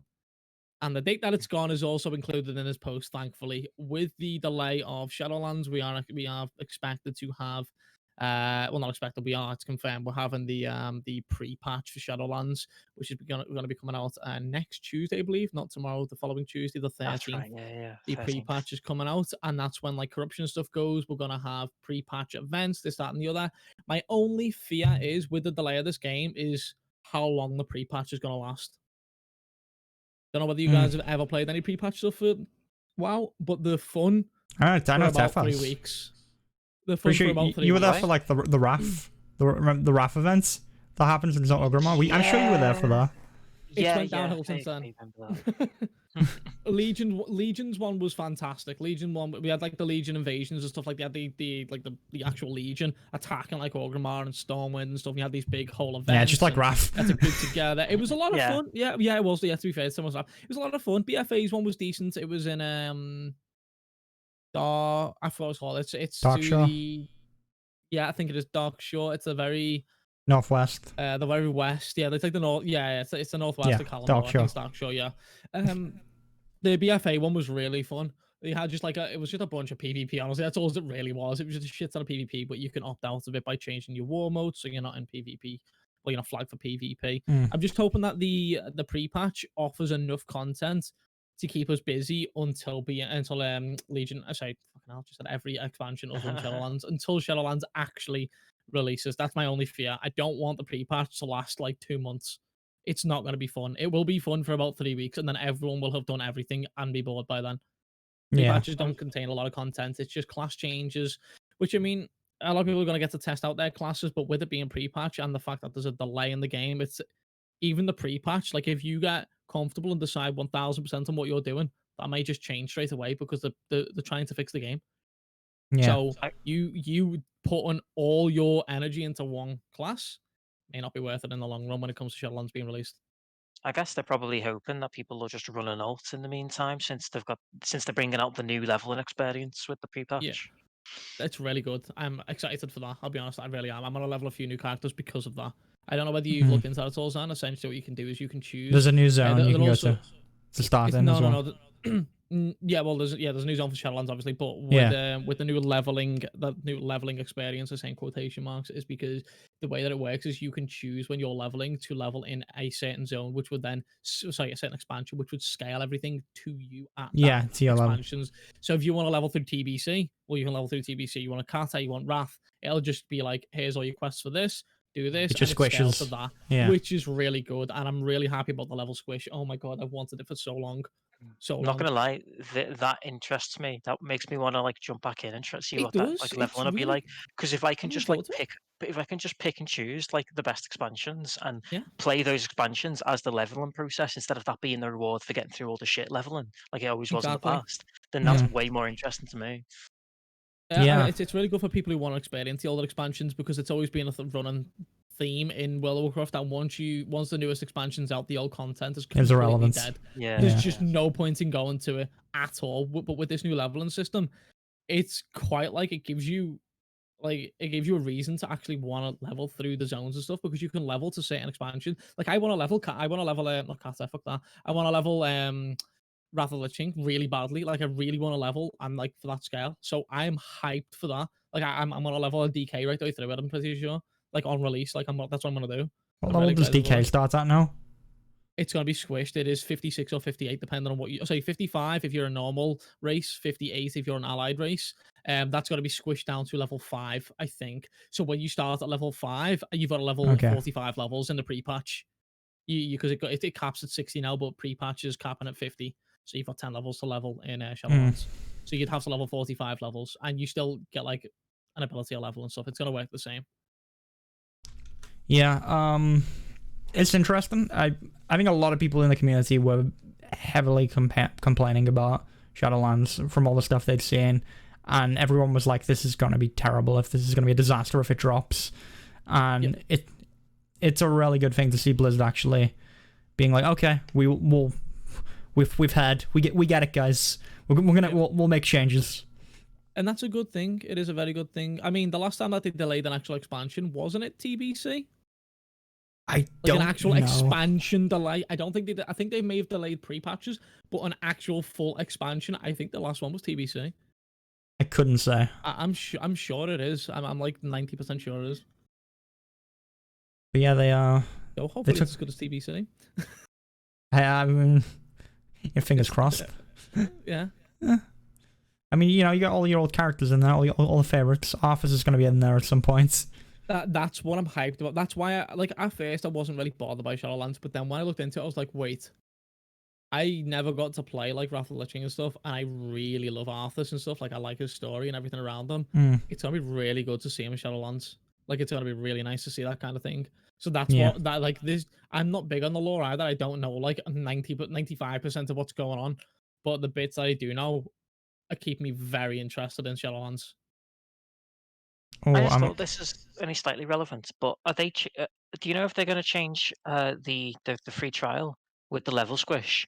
Because what's the new level? It won't go to 20. So the free trial's 20 at the moment. I suspect it's going to go down to 5. That's a big drop down. But like, what's the new cap with the squish? Well, in pre-patch 50, but after pre-patch when the actual Shadowlands comes out at 60.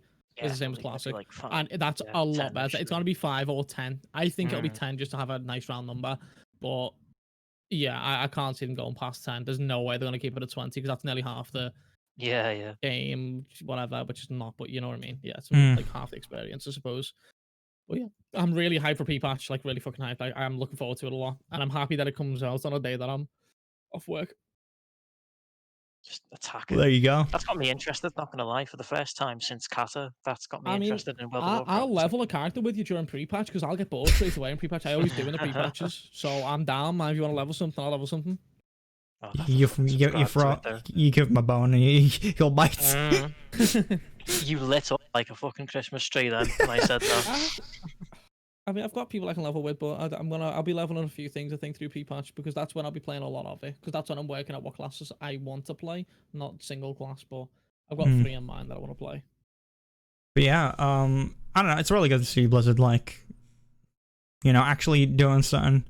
They're trying to be like, okay, guys, we'll come back with this and we'll make something better for you, a better experience, and hopefully this goes well. But they're not the only people in WoW making a comeback right now. I was about to say that, you motherfucker. I was waiting for the segue. I was like, I'm doing it. He stole it. I was happy. Okay. I feel like Zolt probably wants to go off on this one, so this will be fun.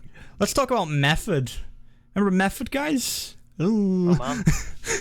We spoke about him on a very early episode of the podcast. We did. It was really. It was like the 5th one, I think, like 4th or 5th. Was it the 5th? Ooh, it was a while early ago. on. It was really early on. It was a while. I mean, this was back in June. That's when this happened. We're now in October, so it's been a little while. It's been a little while.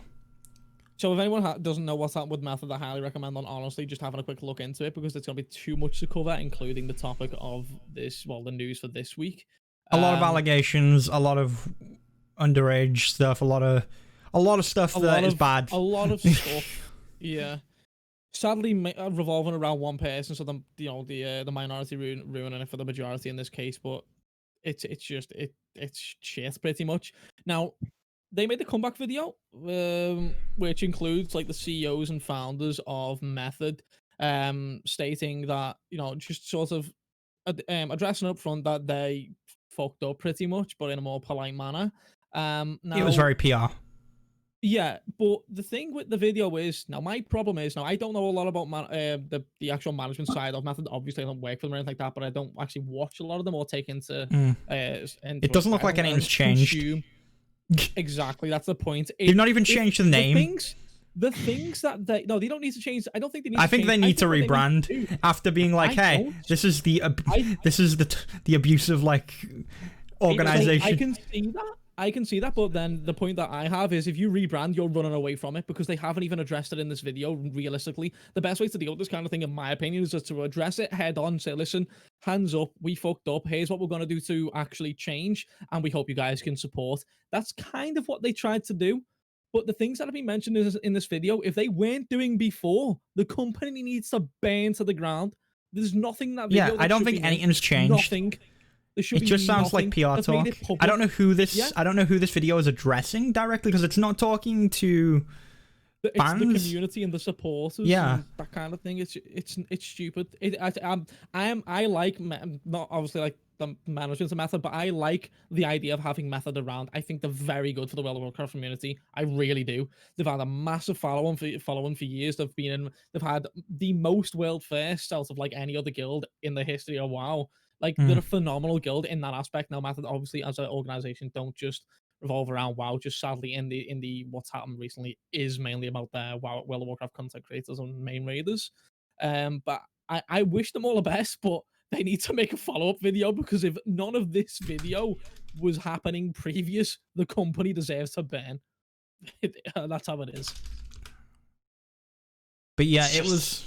Oh, go on, Tef. I'll let you. I don't really have anything to add, honestly. It's basically what you guys just said. It's like the video, it's too sleek and professional, isn't it? It just comes across as a bit slimy. Yep. Like, yeah.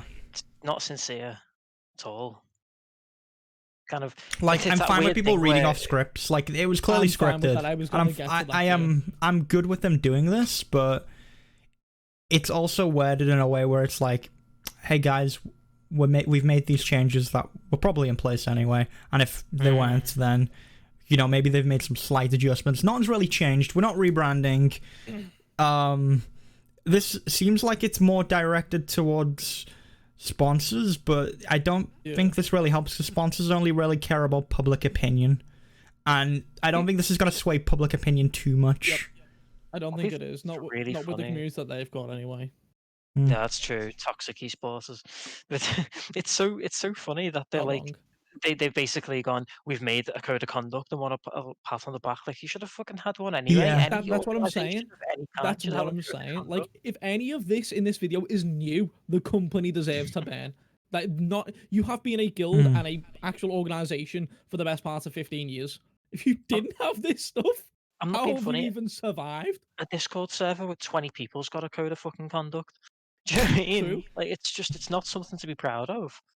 Yeah. It's just a shambles. It really is. I wish them all the best, and I hope they can land on the feet from it. But they do need a lot more changes.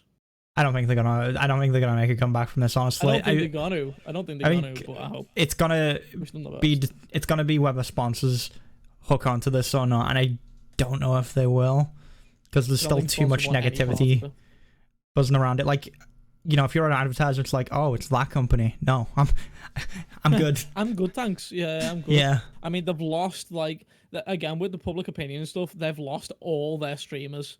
Like, all of them have dipped. Like, they don't actually have, like, a massive, like, audience anymore, because their, like, logo's not in the corner of every stream anymore.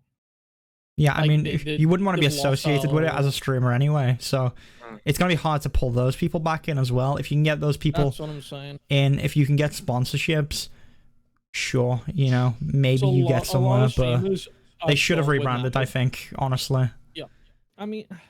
And maybe changed up a management, because I realized changing up a management completely would, I guess for some people that's probably unrealistic, but something needs to happen there, because clearly there's something wrong if stuff like this is getting by, and it just seems dumb that they didn't rebrand, honestly. I get that the name holds a lot of I'm not gonna say prestige, but like, a lot of people know the name Method, they know the logo, it's very well known in the WoW community, and I realize changing that might feel a bit strange, but I feel like they definitely do need to be a different company than they were before, especially if you want to be like, we've changed, guys, we're someone different now, you know?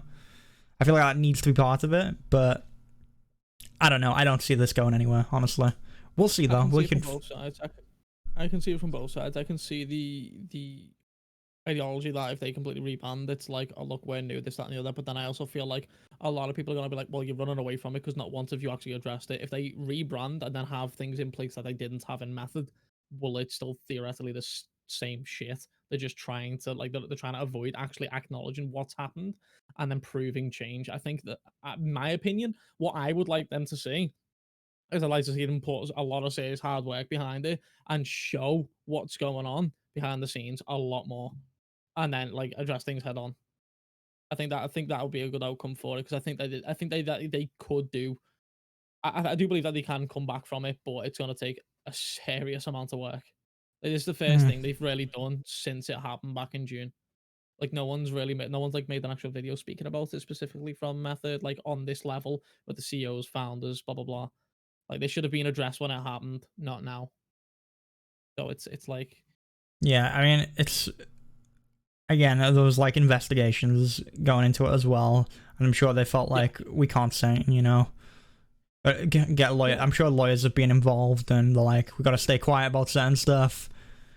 And it feels really weird. It's one of those things where it's like, it's hard when they're making, I don't know, when they mess up this bad. Like if, I don't know, it's like what's happened to Ubisoft, but on a much smaller scale, so it's a lot more widespread, if you get what I mean. It's like Ubisoft, but a lot smaller, so the percentage of people that are affected by this is a lot bigger. Yeah. And yeah, it's gonna, especially when this company sort of lives or dies by how many fans it has, how many people actually support them as a company.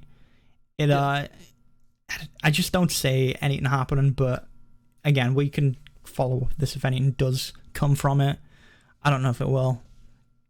But yeah, I guess that's all we can really say on that. If anyone else has got any closing thoughts. No? Well, No. we could talk about another article actually that you threw on Tef that was kind of interesting regarding eSports and gambling in general. This was it's an interesting discussion, I think. If you want to lead on this one. Yeah. I threw it in because it was making the rounds today on the games subreddit. Like it got quite a lot of traction on there. That's where I saw it. And it's basically it's kind of a Oh, we just lost. Oh, we have just lost. Yeah, we have just lost Welcome Zolt. back. Oh, okay. Don't ask. I don't know what happened. I'll be completely honest. You buttoned us, didn't you? You buttoned us. I don't know what happened. My bad. I apologize. Okay. Right. So yeah. So I don't know how much this is going to how much it's going to mean to people who aren't in the UK necessarily. It's kind of a very UK specific article, but it still made rounds on the games subreddit, which is very US centric, and it's basically about how this year, obviously, esports has shot up in popularity. I think we're all aware of that, aren't we? With everyone Yeah. being stuck inside, like esports and gaming. The game in general, industry is just having a good time. Yeah, thriving, absolutely. And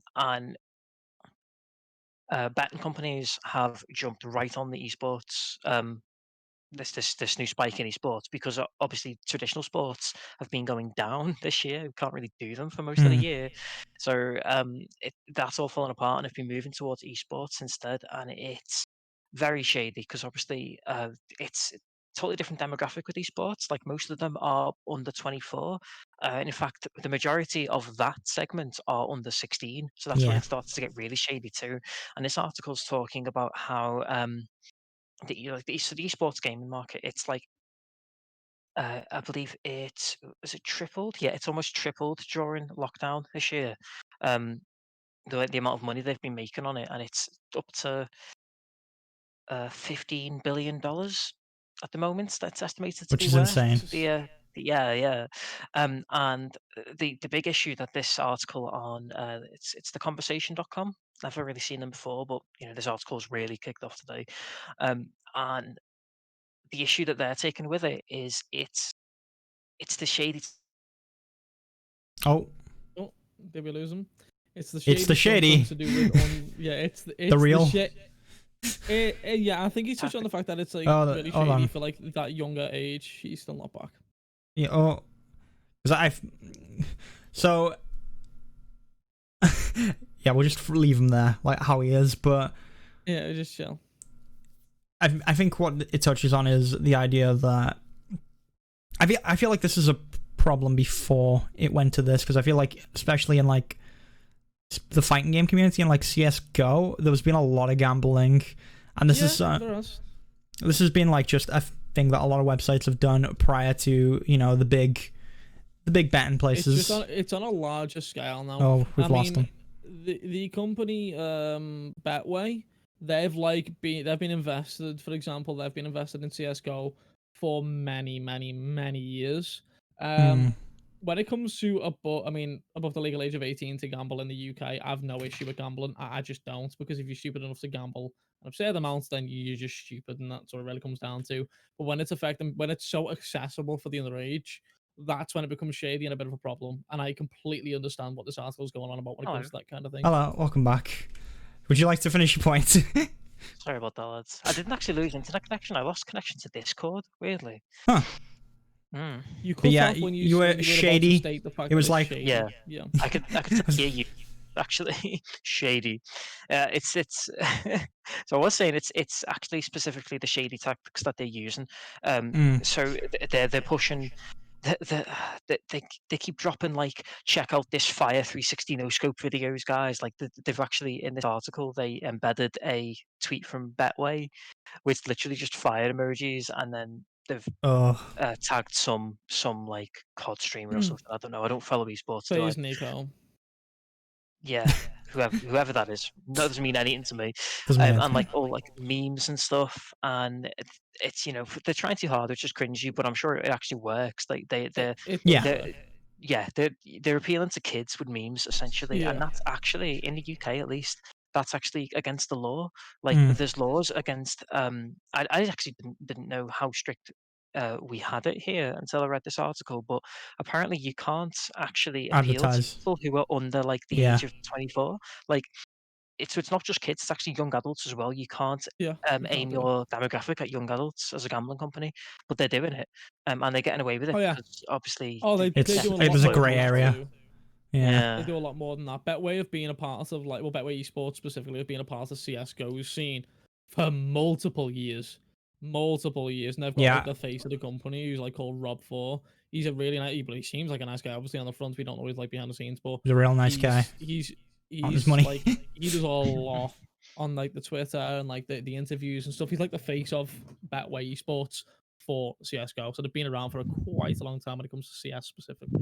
Yeah, I did touch on that when Tef Sphere, because it's been a problem in, I'd say, fighting games in CSGO for a while. And it's been a lot of So like independent websites as well that have popped up, especially with CSGO. And there's been stuff around like the weapons and stuff, but it's not been like there's been direct bets as well with stuff like that as well. Yeah. Oh yeah. Yeah. There's been direct gamble. I mean, there's a lot of people who've done it on Twitch and stuff. I've done it myself in the past.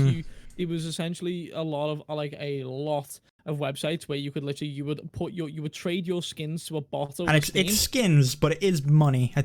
Yeah, it's skins in quotation marks. Yeah. It's actually money because you can trade it out through PayPal. You can do it. They don't say it, but you can do it. Yeah.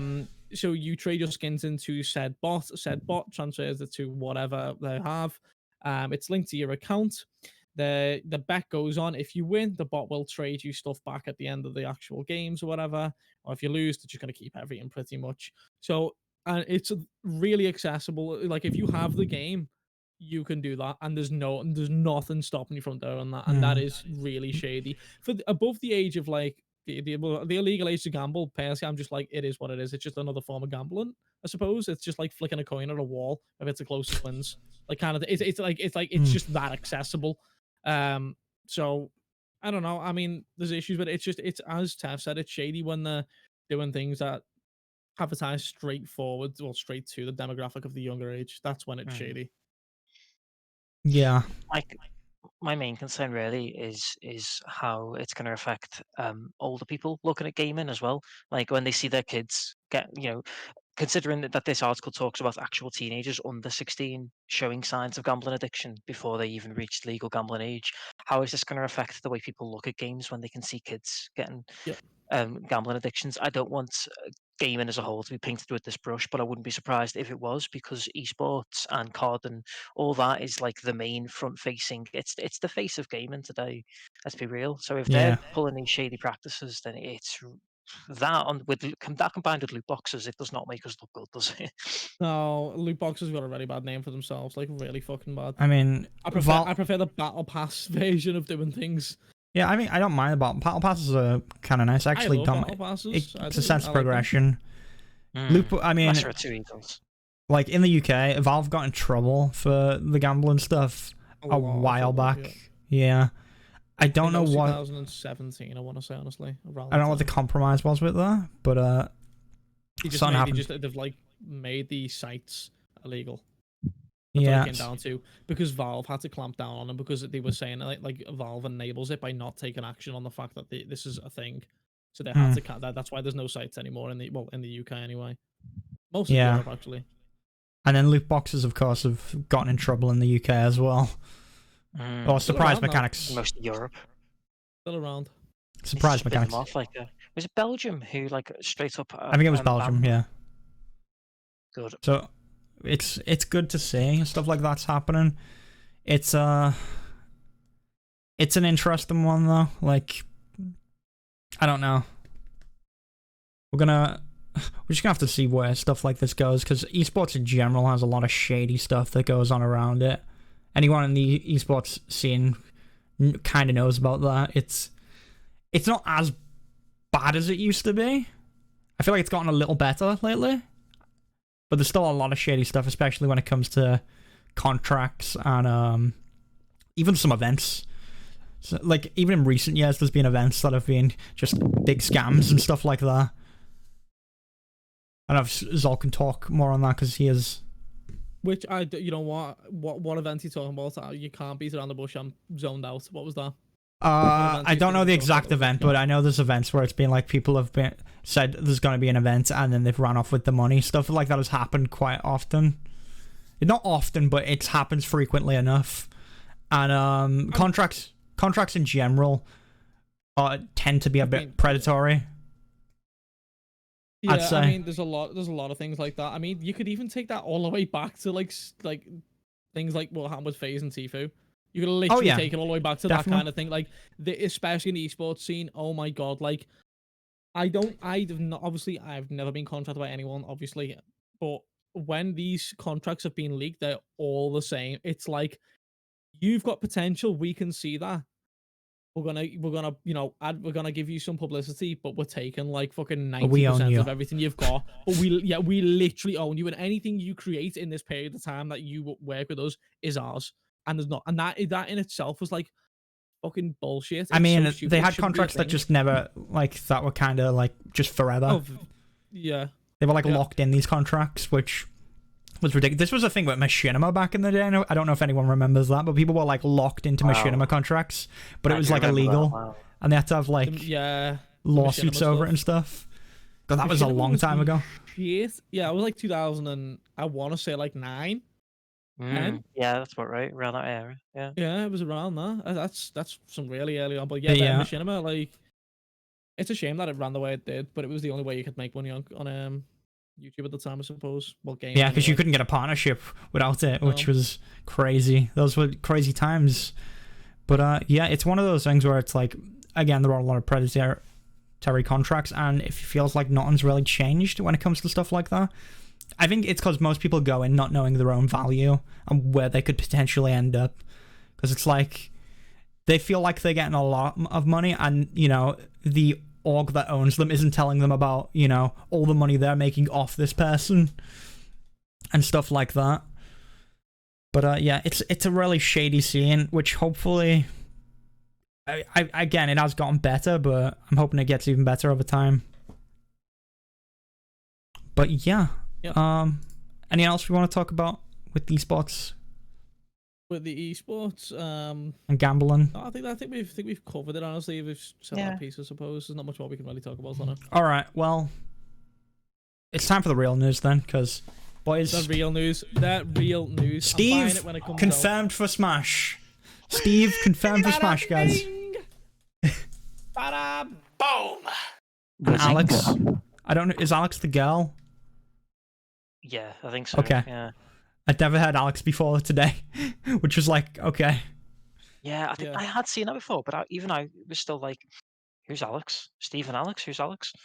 Yeah. It was going to be from like Minecraft Story Mode or something like that. Alex is the blonde one, isn't it? Yeah, it is. It's like the blonde one. It might be from Story Mode. I don't know. Yeah, it's Ginge. I'm colorblind. For me and Tef agree for once on the colour. You know, first up for everyone. I was expecting you to just knock me back there. Still a PS5. I'm dying on that. I'm looking forward to Steve being in Smash. I don't play Smash as much as I like. I haven't played it for a while, honestly. But honestly, he looks fun. Have you seen what Kirby transforms into? When Kirby? Oh, Kirby looks great. Kirby just turns into a cube when you eat Steve. It's great. But I think it's really good. It is kind of cool because you know, it's not a Fire Emblem character. That's always a plus. True. Yes. Always good. Not wrong. And that is my one problem with that game, honestly. Joe is still my favourite. I've not played any of the DLC characters. I've not. I don't own Smash. It's very sad. But that's okay. But Smash is great. Smash is so good. Yeah, it's kind of. I've joked about Minecraft coming to Smash before, but it's kind of you know, Minecraft's a big thing, especially for, you know, maybe not our generation, but the generation before. It's probably an even bigger thing too. So they kind of get their own character in there now. It's like, oh, I grew up with Steve, and now I've got him in Smash. That's all you need. That's me. That's literally me. I mean, I'm fine with it. I think it's a good move. I like seeing crossovers between games like this. I like it. Yeah. And I do think it's cool. Like I saw one person on Reddit or something say, and I thought that this was like spot on. I hadn't thought it this way, but it is really cool. It's cool to think that someone in like their 40s and someone who's like 15 could sit down and play Smash, and both of them have their respective character. childhoods represented. That's Yeah. really cool. Yeah. You know, Yeah. you can play that's as like really that good. fella from Kid Icarus, and you can play as Steve. It's becoming such a cool pastiche of all of gaming across all the generations. Fortnite when? Fortnite character when? If it does, I'll just delete everything to do with Smash. I feel like I'll Minecraft's cross over enough. to now with They get- Fortnite. But no Fortnite. They can have the Minecraft keep character, and it that's it. I don't want any more in the game. And we get Overwatch characters. Yeah, the imagine. That's the real end game. Imagine Soldier with a Zolt in Smash. Soldier could be one of those summons that you pull in, and he just, much like the starship, and he just shoots each of the people. Yeah. True, actually. True. But I don't know if we'll see that. But Steve No, does we feel won't like see a big generation defining character in a sense. I can't think of like what's another big thing for the generation before us or Before us. after us. Yeah. Well, after us, well, it's well, before Fortnite, I suppose. It is something to do literally with just Fortnite, yeah. Fortnite It'll just be something to do with Fortnite. Yeah, because That's I'm fine. trying to think like characters for us that were like defining. Until Hytale comes out, then Hytale's gonna take over. Hytale. I've got high hopes. Been waiting on Hytale for a while, haven't you? Yeah, it's been a couple of years now. I'm not gonna lie, it's been a few years. I want that game to come out now. But yeah, no, it's a cool thing to say. I'm sure there's some people that are upset and like, no Minecraft in my Smash. Yeah, they will be. There's gonna be haters always for is. everything now. We've just But I mean, that's fine. To be fair to Sakurai, we're laughing because he's put a popular character in, but he only puts characters in if he thinks that they're going to make a decent difference to the gameplay. And Steve is definitely very unique. So yeah, oh definitely, yeah. He looks fun. He looks like he's got a couple of nice mechanics. I like the fact that I don't know why, but it just made I like it. You use the sword, the axe, and the pickaxe are different things. It just makes me I don't know. It's cool. Like your like up attack is the axe. Your sprint attack is the pickaxe, and your normal. I see. weapon, you just swing as the sword. You've been making sure to research this He's so you can learning the practice. moveset, so- Yeah. He's gonna be I a just can't Steve wait for main. the first time. I just can't wait One for of the us- first time I hear the announcer go, Steve. You can mine the floor as well, and when you mine the floor, it pops up with different minerals from Minecraft. That's a cool little animation. I think it's a taunt, though. I'm pretty sure. Yeah, it's cool to say. Not Fire Emblem. Thumbs up. So, it's that time of the week. Coming towards the end of the podcast now. It's that time of the week. You know what time it is. Buckle up, boys! I feel like I need some sort of jingle for whenever we get to this time of the week. But I'm talking about Ubisoft. Bum, ba-dum, bum, bum. Ubisoft is shit. Oh, Ubisoft. Ubisoft, what have they done this week? Well, there came out an article with 25% of Ubisoft employees have experienced or witnessed workplace misconduct, which is Oh, surely. 25% is a pretty big portion. That's 1/5. They've One-fourth. witnessed. So they've witnessed. Imagine how many have done. Like, imagine how many have actually went against it. Oh, Yeah. God, that's a point. I didn't even think about it that way. ooh, that's what I'm Yeah, saying. Yeah, like 25% of them have seen it, the other 75% have been doing I've it. done it. Yeah. So I believe even so the CEO, it was like a survey that the CEO put out and they shared. So they publicly shared this, and I believe he's also came out and said, we're making all these changes, guys, in a very method style way. It is really similar, actually. Ubisoft do Yeah. this at least 3 times a year. They've done it about yeah. 10 times this year, mate. Yeah, to be fair, they've done it more this year. I was going to say, a month. I was gonna say, this point. how many weeks has the podcast been going? Because that's how you'll find out how many of the times they've fucked up. Are we on 21? We're on 20 today. 22? 20. Okay, so it's been going 21 weeks, so we missed a week. Yeah. And don't worry, there's always something each week. But yeah, Every week. it's just he came out and being like, we're going to guarantee a working environment where everyone feels safe and respected, and it's like, why wasn't this a thing anyway? It's like, we're going to put diversity and inclusion at the heart of everything we do, refocus and strengthen our HR function and stuff like this, and it's like, make manager. Shouldn't have to resize anything. Yeah, another one was make the managers of groups accountable. We're gonna make managers accountable for what they do. What do you mean? Not CEOs. Yeah, not the CEOs though. They get the nice golden parachute. They're off. They just get yearly bonuses on the salary. But it's one of these Slap things. the women's asses when they walk down the hallway, or we'll dock your pay by €0.50. Yeah, bastard. €0.50. It's just I don't know. Ubisoft, I swear they're going out of their way to get bad PR. Yeah, they're like, any PR is good PR, and they're taking that to heart because every week something comes out, and I've got to go in there and just get a few digs in because I just can at this point, so I might as well. Was that incentive? Any PR's bad PR, and they were like, you know what? Let's just be fucking retards and just do everything backwards. Because we know that the alpha cast will just shit on us every week anyway, as long as we know that people are still going to play our games. So it doesn't matter. The CEO sits down every week and he's like, I can't wait for our segment on this podcast. Is it alpha? He definitely watches. He's on the VOD going, that publicity for all like 4 people who watch the podcast. I was about to say 4 people watching. I'm one of them, Tim. You know it is. It's a plus. The viewer count went down as I said that. He's just dipped out like, shit, they found me. They know. But yeah, it's Ubisoft. What can you say?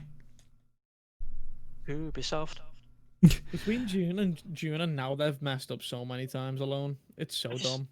It's funny because they probably think they're doing well by addressing it constantly and being like, look, we're proactive, we're trying to fix it. But all they're doing at this point is they just keep drawing attention to how shitty they are. And it's not really working. This, like, the way they keep promising things and promising change, it's not working for me because I just see them as this faceless conglomerate that's too capitalist to really care. And I think you all agree with me on that. Yeah. So, yeah, without question. So every time I see it, I just go, yeah, okay, here we go. It's another PR stunt. I don't believe them at any point. And they can't do anything to change my mind on that except actually put change in place. They can talk about it till the cows come home. So it's pointless. It's one of those things where it's like, hey, I mean, you know, we've changed some people. They've not changed the top people though, have they? It's been like, oh, we sacrificed one. You know, we had our creative director. He was a big influence, guys. He's gone now. Don't worry, it's all fixed. And I mean, the people who get sacked haven't even done anything wrong. They're the ones who probably made it public. I mean, no, he definitely did it wrong. He definitely did something wrong. Oh yeah. Who was it? What was his name? Hascott was one of the ones. Hascott, yeah. Yeah, and Yanni Mallet as well. Those two were caught in the act, which is why they were fired. Although Yves Guillemot, who's the CEO, has been caught doing some shady stuff as well. But because he's the CEO, he's allowed to stay. Yeah, you can't have him going anywhere. But like stuff like that needs to change. Like, you know, he should step down. Be like, listen, I messed up. I'm gonna step down, take a step back. And honestly, he's a CEO, so he could just go to another company and be a CEO of another company if he really wanted to. True. But true. Oh, yeah, sadly. But yeah, it's not all Ubisoft got in the news this week for. They also got in the news because of Hyper Scape. Everyone play that game? Remember Hyper Scape? Wow, so much fun it was had. Remember Hyper Scape? So, Hyper Scape was Ubisoft's battle royale game that they brought out that everyone enjoyed. Came out 3 months ago. No, not ringing any bells. Wasn't it popular? Yeah, I do know what it is, but I know. Wasn't it popular for like a day or two at a push? Yeah. And the only thing I remember from it is that no one used a rifle or anything. They just used the AOE damaging pistol. Some sort. It had like spread.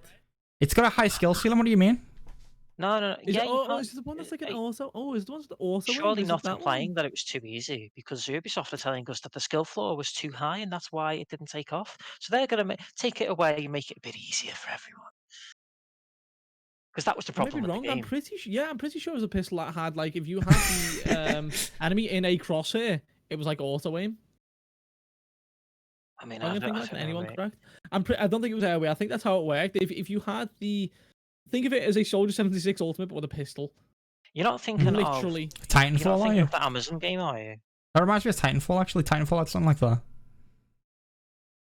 I don't know if the Amazon, I don't know if Crucible had anything like that, but I was just thinking, because there's been so many FPSs that have flopped this year, I wouldn't be surprised if you were mixing them up.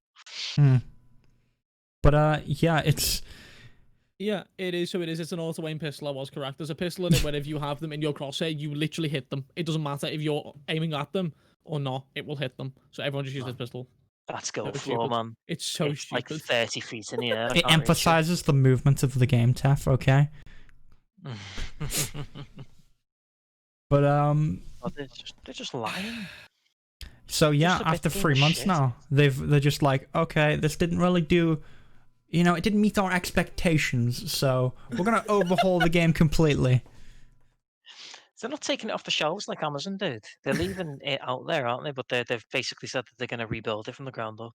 Yeah, and then probably there'll be a big I think it's marketing a push lost for it, cause. and then no one will play it again because no one cares. The only I feel like BRs that are BRs gonna are- do good now, Yeah, they're dying. There's only two BRs that are gonna remain doing good. It's Call of Duty and it's Fortnite. There's not another one that's gonna do well again. I don't think. It's just too oversaturated now, isn't it? Way too Yep. oversaturated. COD, because COD's ones are actually decent. They're actually solid. Plus I it's I COD. don't mind it. Plus, COD that's can what I was gonna put say. anything Plus, on. it's COD. It has like the biggest. It's got like one of the biggest audiences all the ever for that casuals. game and followers. Yeah. Fortnite because Literally.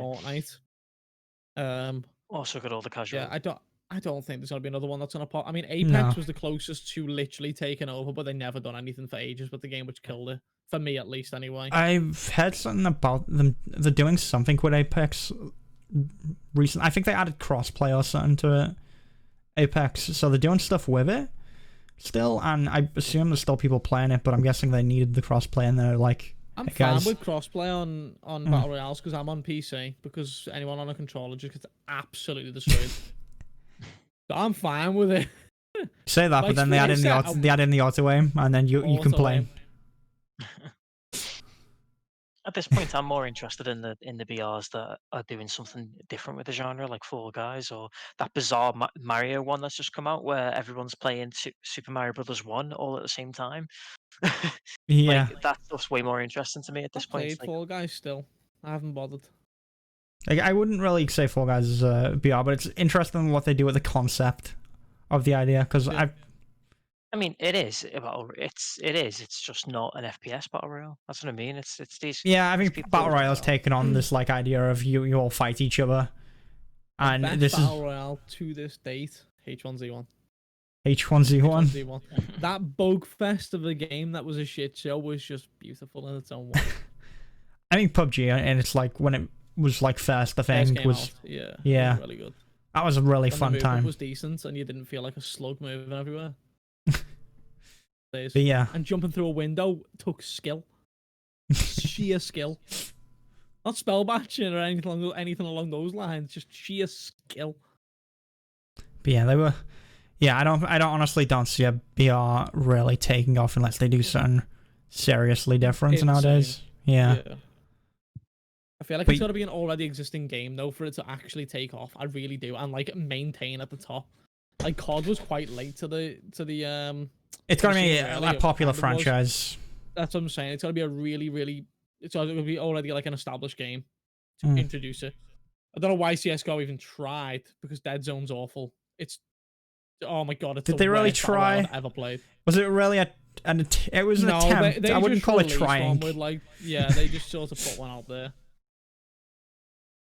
But League of yeah. Legends Battle Royale when? Hey, who knows? I Don't mean, you got tempt them. Battle Right for that, actually. You've got Battle Right if you really want to play something like that. And to be fair, Battle Right was fun, man. I'm sad that didn't pop off. That was a good game. I don't know whether you guys even know what that I is, didn't play Battle it. Right. I do know what it is. I didn't play it though. No idea. Yeah. Battle Royale was really good. It was basically like I want to call it it was a MOBA, and yeah, it was like arenas. So you play 3v3 arenas. You would have your standard DPS tank healer kind of thing set up if you could. But then they also introduced like a Battle Royale version for it, which I never actually played, but it did look like a lot of fun, to be fair. Yeah, and you had like a zone close, and then you'd collect stuff along the way. It was just a Battle Royale, but in MOBA Just a form. Battle Royale. But Yeah. I mean, there's a new one, isn't it called like what's it called? Like the mage one. Oh yeah, Royale? Spellbreak or something. Spellbreak, that's it. Spellbreak. Yeah, I've not even looked into that game, honestly. I honestly just don't care for Battle Royales anymore. I'm over it. I'm over them. I'm over it. Speaking of which, I'm also over this podcast. We're at the very end of the podcast now, so. Fuck you then. Not wrong. So yeah, that's it for the news this week. So we'll go ahead and we'll wrap because we are like 18 minutes over time, but that's all good. You rapping? No, hit me with a rap. Come on, you give us a podcast rap. I need something for the intro for the podcast. I was doing that beatbox, and you can. All right, Teffel, hit us with the mad lyrics. Ubisoft the shit. Guillermo get hit. I don't really have anything else. All right, listen, you gotta fit this podcast is in alpha there, and maybe subject to change. You gotta fit that in the rap. You put me on a spot, lads. Zolt's the one with the guitar. It's true. Be doing the jingle. We do. We need an intro. We need some sort of jingle. If anyone wants to remix any and put it together, please do. Please send me something. I need something. Anything for the beginning. We definitely need an Ubisoft bump of some kind. I just want. We do. The only thing I want is every single. Okay, so every segment that involves Zanrise shitting on Ubisoft, the very first few words of the sentence of the segue to it, make a beat out of that. Make something out of that. Just something. That's it. That's all we need. Well, we'll have a podcast for you in 1 week, boys. We'll see. We'll see what happens. I mean, we'll have a name for the podcast at some point as well, I suppose. An actual name. Well, I mean, it may be subject to change, but Subject to change. If you're lucky. But yeah, let's wrap there for the night anyway. And where can the people find you? Tef. We'll start with Tef. In space, my friends. I hate you. What? For No anyone- fucking need in that, alright? For anyone that is an audio listener, Tef, looked like he was meditating, doing a little zen. He had a zen look to him. Thanks for the audio description, pal. No worries. No one listens to the audio only version, so it doesn't matter. You don't know that. Okay. No. That discriminates. don't see your analytics. Sorry, blind people. You can find me on twitter.com/Teffers, where you will be able to not enjoy my tweets because presumably you're blind. That's pretty much like, yeah, that's where I hang out. I just shitpost on there, get angry occasionally, and post Medium articles, which is what I do sometimes. I haven't written one since we last spoke, because last week I think I just put out the one about tank controls, where I was just ranting about tank controls. That's still there. Go take a look if you want. I do just talk about mostly like older games because that's my thing. But yeah, go have a look. All right. And Zolt, I hear you're back in the streaming game. You're back on the twitch.tv. Twitch.tv/ZoltanCXZ, you're right. You're not wrong. That's it. And twitter.com/ZoltanCXZ also. If you go on Twitter, it's just me moaning about things, just complaining, basically. There's nothing really interesting there. I don't post when I'm live there. Go to the Discord for that. It's linked somewhere. Don't recall where. Pretty sure it's wrong on the Twitch channel, but you'll find it at some point, I suppose. The Twitch, though, yeah, I am. I'm going to be back at it. I'm feeling self-motivated is a word that I like to use for it.